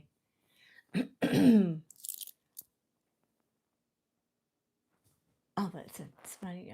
Noise outside. So I don't know if this was you writing this, maybe, or maybe somebody in your family still now, because I don't always get the timeline on this. Because sometimes they talk about things that have already happened when they were alive. Sometimes they think about things since they passed that they see that's happening. So I'm not sure what this is or who this relates to. If that was you or somebody now. Does that ring a bell at all?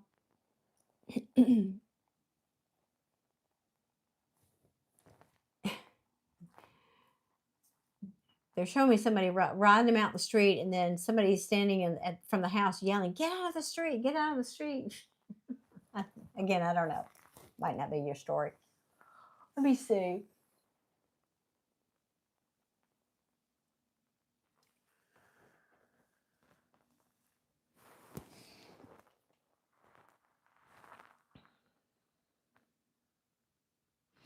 Did somebody drop you? Did one of them maybe drop you? You heard this story about somebody dropped you when you were little, like a baby? Okay, laugh out loud. Me on a bike as a kid, and my mom would say any of that. Say that. Yeah. Okay. All right. So they're watching. Yeah, they're watching. You're saying yes. Laugh out. Okay. Well, this is their way of saying, hey, we're still here. We see, which is what I started tonight with.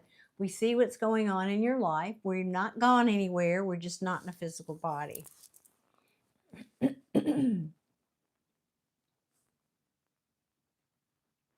what was I just talking about? After the bike and the kid, what? Thought that was, or maybe I thought it didn't say it.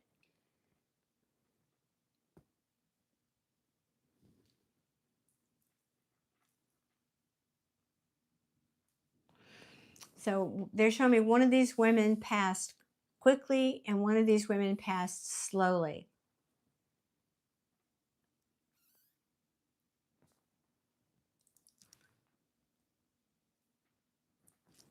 I think the one that passed slowly had cancer.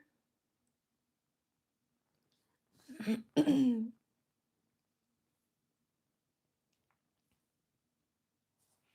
you confirm or deny that, please?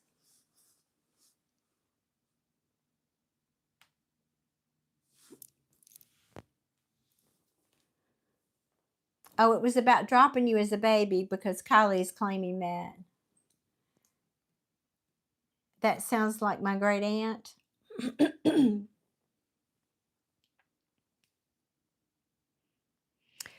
It feels like maybe stomach cancer, something around the middle of the body.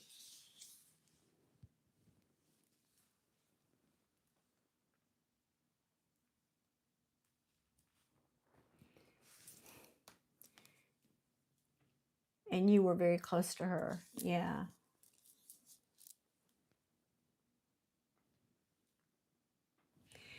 Did you used to go to sleep with your head in her lap?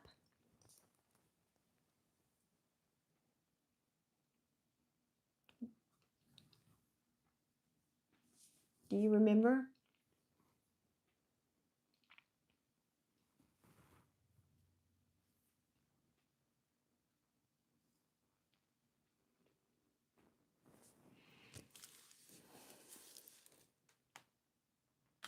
With your mom, yes. Because again, I can't.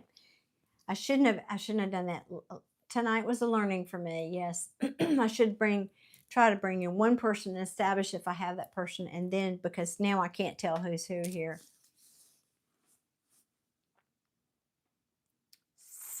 Okay. What else?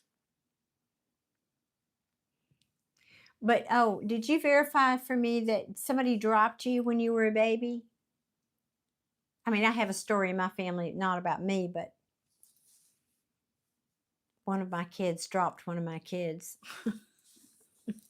One of my kids dropped the other one when he was an infant.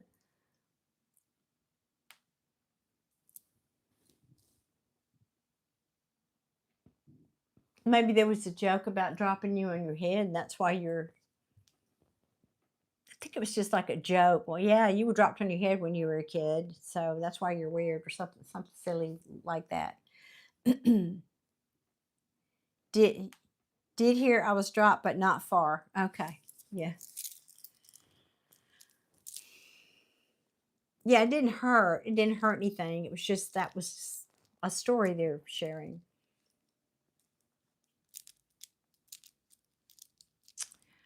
Okay. Did you get, was your first, because I have no idea how old you are. I don't have a clue, but was your first car a red car? A red, they're showing me. Now I know this, I'm not saying this was your car. My very first car was a red Corvair. Believe it or not, I wish I still had the thing. But they couldn't keep the motor running. That was such a piece of whatever. So it was a small, not sports car, but a smaller red sedan, something. I don't know why they're showing me Corvair, but anyway. And Kylie's saying, you went over a wall toward a main road in a pram. Oh my. But lived to tell about it, right? Goodness, lived to tell about it, thankfully. Yeesh. Yeah, that's scary.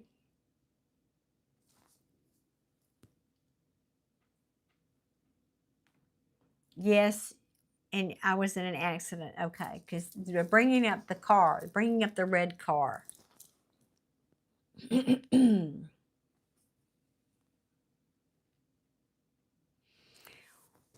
When you first got it before your accident, they joked about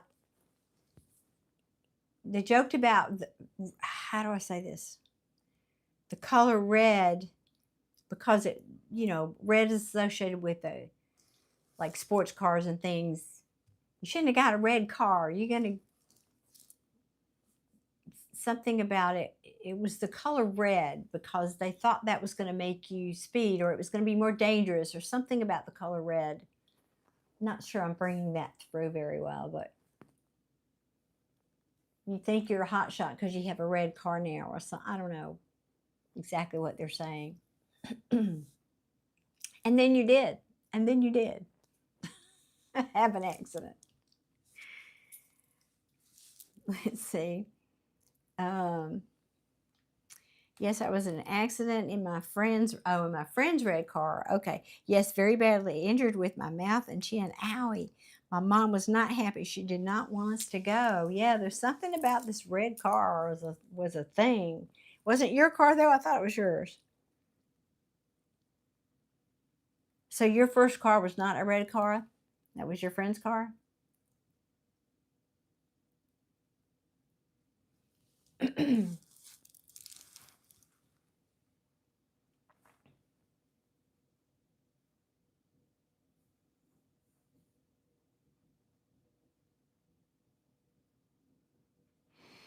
Okay, they're bringing up a really, this is so weird. Everything is so weird. A weird incident about food. So let me see. I feel I need their guidance now and miss their comfort in a relationship, and the person I'm with, lots of struggles.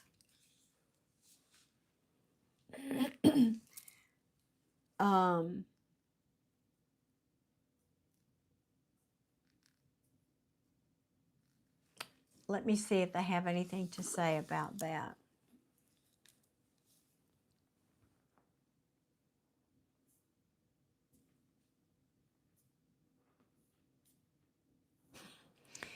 Well, one of these ladies is a bit more outspoken than the other one, and she promptly puts her hand on her hips and said, "There's no struggle. You already know what to do. Don't cheat the messenger." She's being pretty adamant. There's no struggle because you really already know what to do. The struggle is in you're resisting what you know you need to do. That's the message I'm given.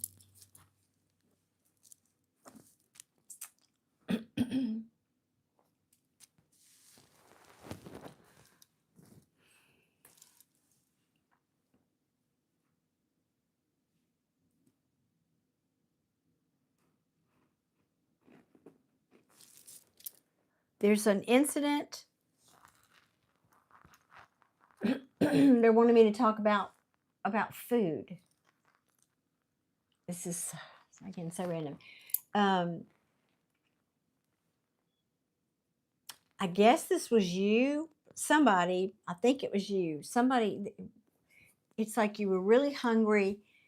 There was leftovers or food that had been sitting out for a while or in the car or somewhere, and you started to eat it, and they said, "Don't eat that, it'll make you sick." And you said, "No, I'm starving, I have to eat," and you ate it and it made you sick. And they said, well, it was an "I told you so" thing, and I think you threw up or whatever. It made you that I don't know if this happened to you or somebody else in your family, but for some reason they're wanting me to bring that up. So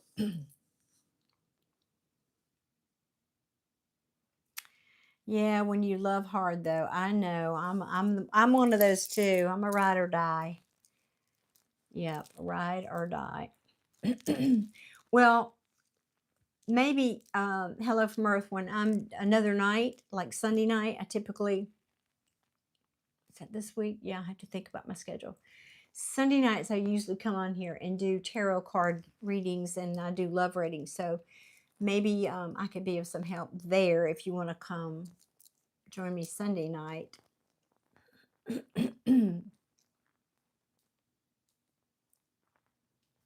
Okay, yeah, maybe you didn't even know about it. They thought you did. I don't know. Okay. They just kind of wouldn't let me move on until I shared that, whatever that means. Maybe somebody else, you happen to somebody else in your family. Okay, is there anything else?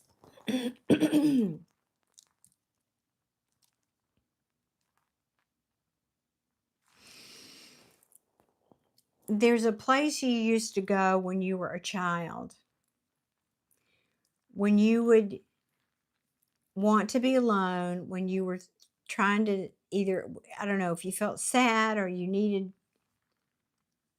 I don't know, this is like a comfort place for you. It looks like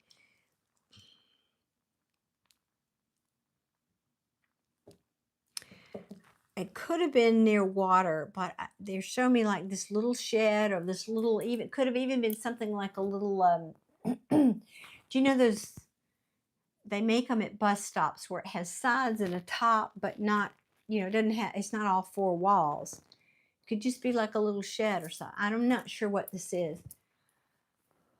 Heck, for all in it could be a closet, but it feels like something outside that you know, it feels like to me you had to go out of your house. Could even been like a little shed in the backyard, out of your house to go to this place, but you felt safe there. Did you have a place like that? Because this is relating back to something else you asked me.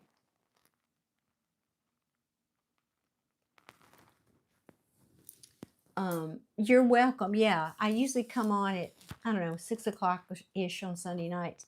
I know we have a time change. I don't know when that is. Is that this weekend or next weekend? Usually between 5 and 6 on Sundays. So do you know what I'm talking about? There's a safe place you used to go. Here's the message. There's a safe place you used to go where you wanted, where you felt comforted. You had a bundle of trees that had an open space, and I'd like to sit in my closet when I'm scared. Yeah, that's why I kept going back. Or it could be a closet. There's a thing, but then there could be a closet. Okay, thank you. Because there's, this is weird. I don't know if you, they're saying go back to that place and you'll know what to do. Now, I don't know that you can physically go back there. Maybe this is just symbolic of retreat from the world, get space that you don't have normally on an everyday basis. It could just be symbolic. Or if there's a way you can go back and sit in those trees, or just wherever you live now, go in a closet. I don't know. But the message is go back to what you used to do as a child when you needed comfort, when you needed clarity. Go back there. There doesn't necessarily mean a physical place. And you'll get inspiration, you'll get guidance about this relationship that you're asking about.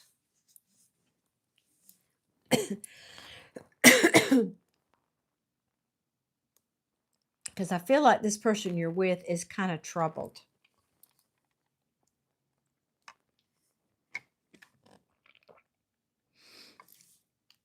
Not a bad person, but has erratic behavior. Maybe even unjustified emotional outbursts. And that's part of the formula here, why it's so difficult.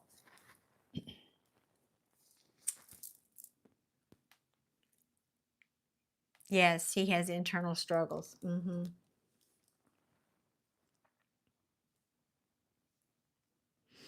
So to me, it's almost like a feeling of you need somewhere to insulate yourself. Like I can see you sitting as a grown-up. I can see you sitting in a closet and closing the door just to feel like you can have some space of your own, to think, to feel, to process your feelings.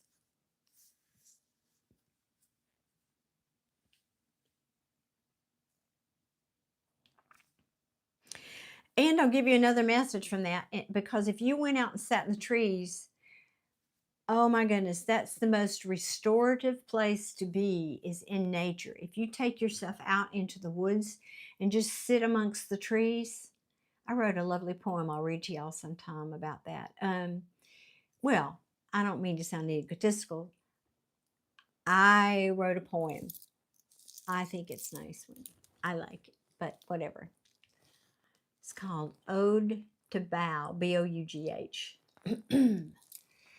Anyway, so very possibly they're also saying take yourself out in nature and because nature has a way of helping us to balance our human energy. That's the beautiful symbiotic relationship between humans and nature. So get yourself out in the woods. I think you spend too much time indoors. Get yourself out in the woods. Go take a walk. Sit down by a tree. Lean up against a tree. You know, I don't encourage people to meditate outside, but, rejuvenate and get yourself away a little bit. You need perspective, and I don't think you're getting it in your current day-to-day life. Good. It is calming, and you do. Awesome.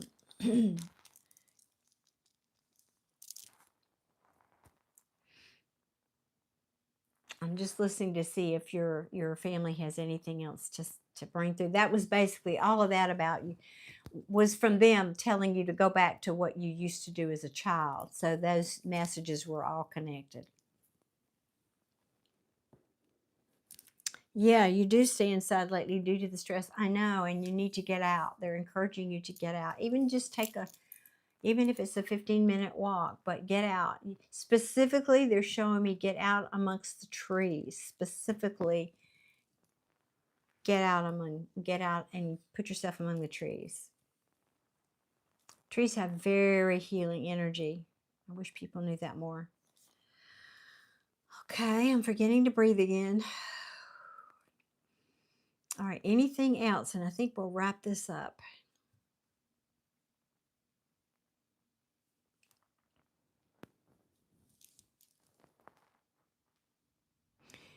They want to tell you and actually comfort you in saying that you're stronger than you know. You're stronger than you realize. You just need a little space between you and what's going on with this person.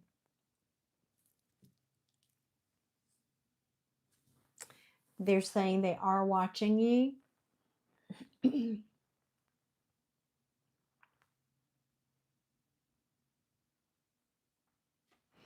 One of them used to hum this particular song, like a favorite song, or maybe sing, I'm hearing hum. Just putzing around the house. And you might hear that song.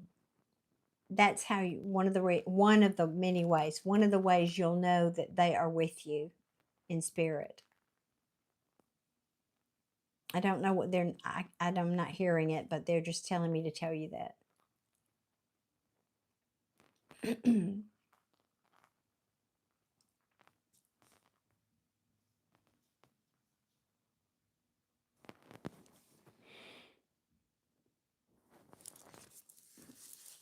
Just asking anything else here. Nope, and I'm losing the connection, so I think that's going to have to be it for tonight.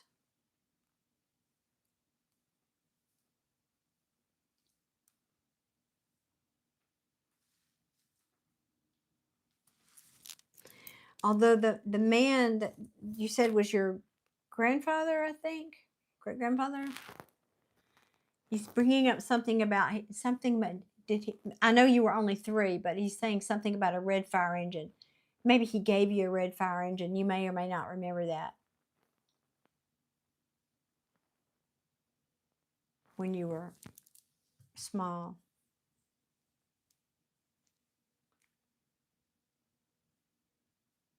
He's asking, do you still have it? Well, I'm not sure. I don't know. Could have been a little one.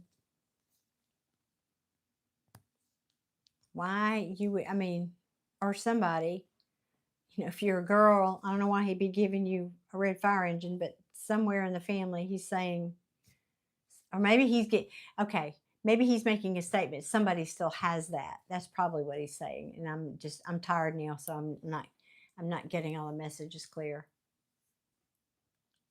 Okay, I'm gonna cut it off there because it's very vague now. So I'm saying thank you to them. Special thank you to my team and my gatekeepers tonight.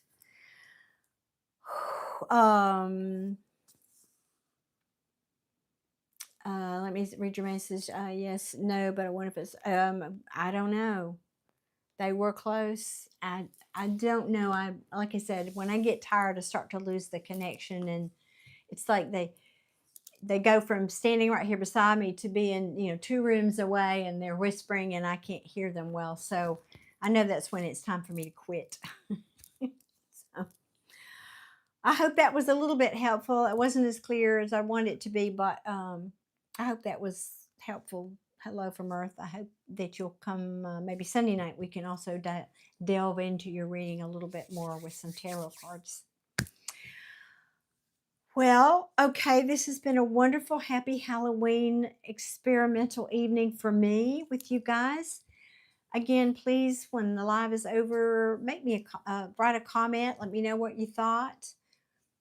Or you can go in and make a post on my channel. If you just go to my channel and look at the tabs and say post, and as a guest, you can make a post there.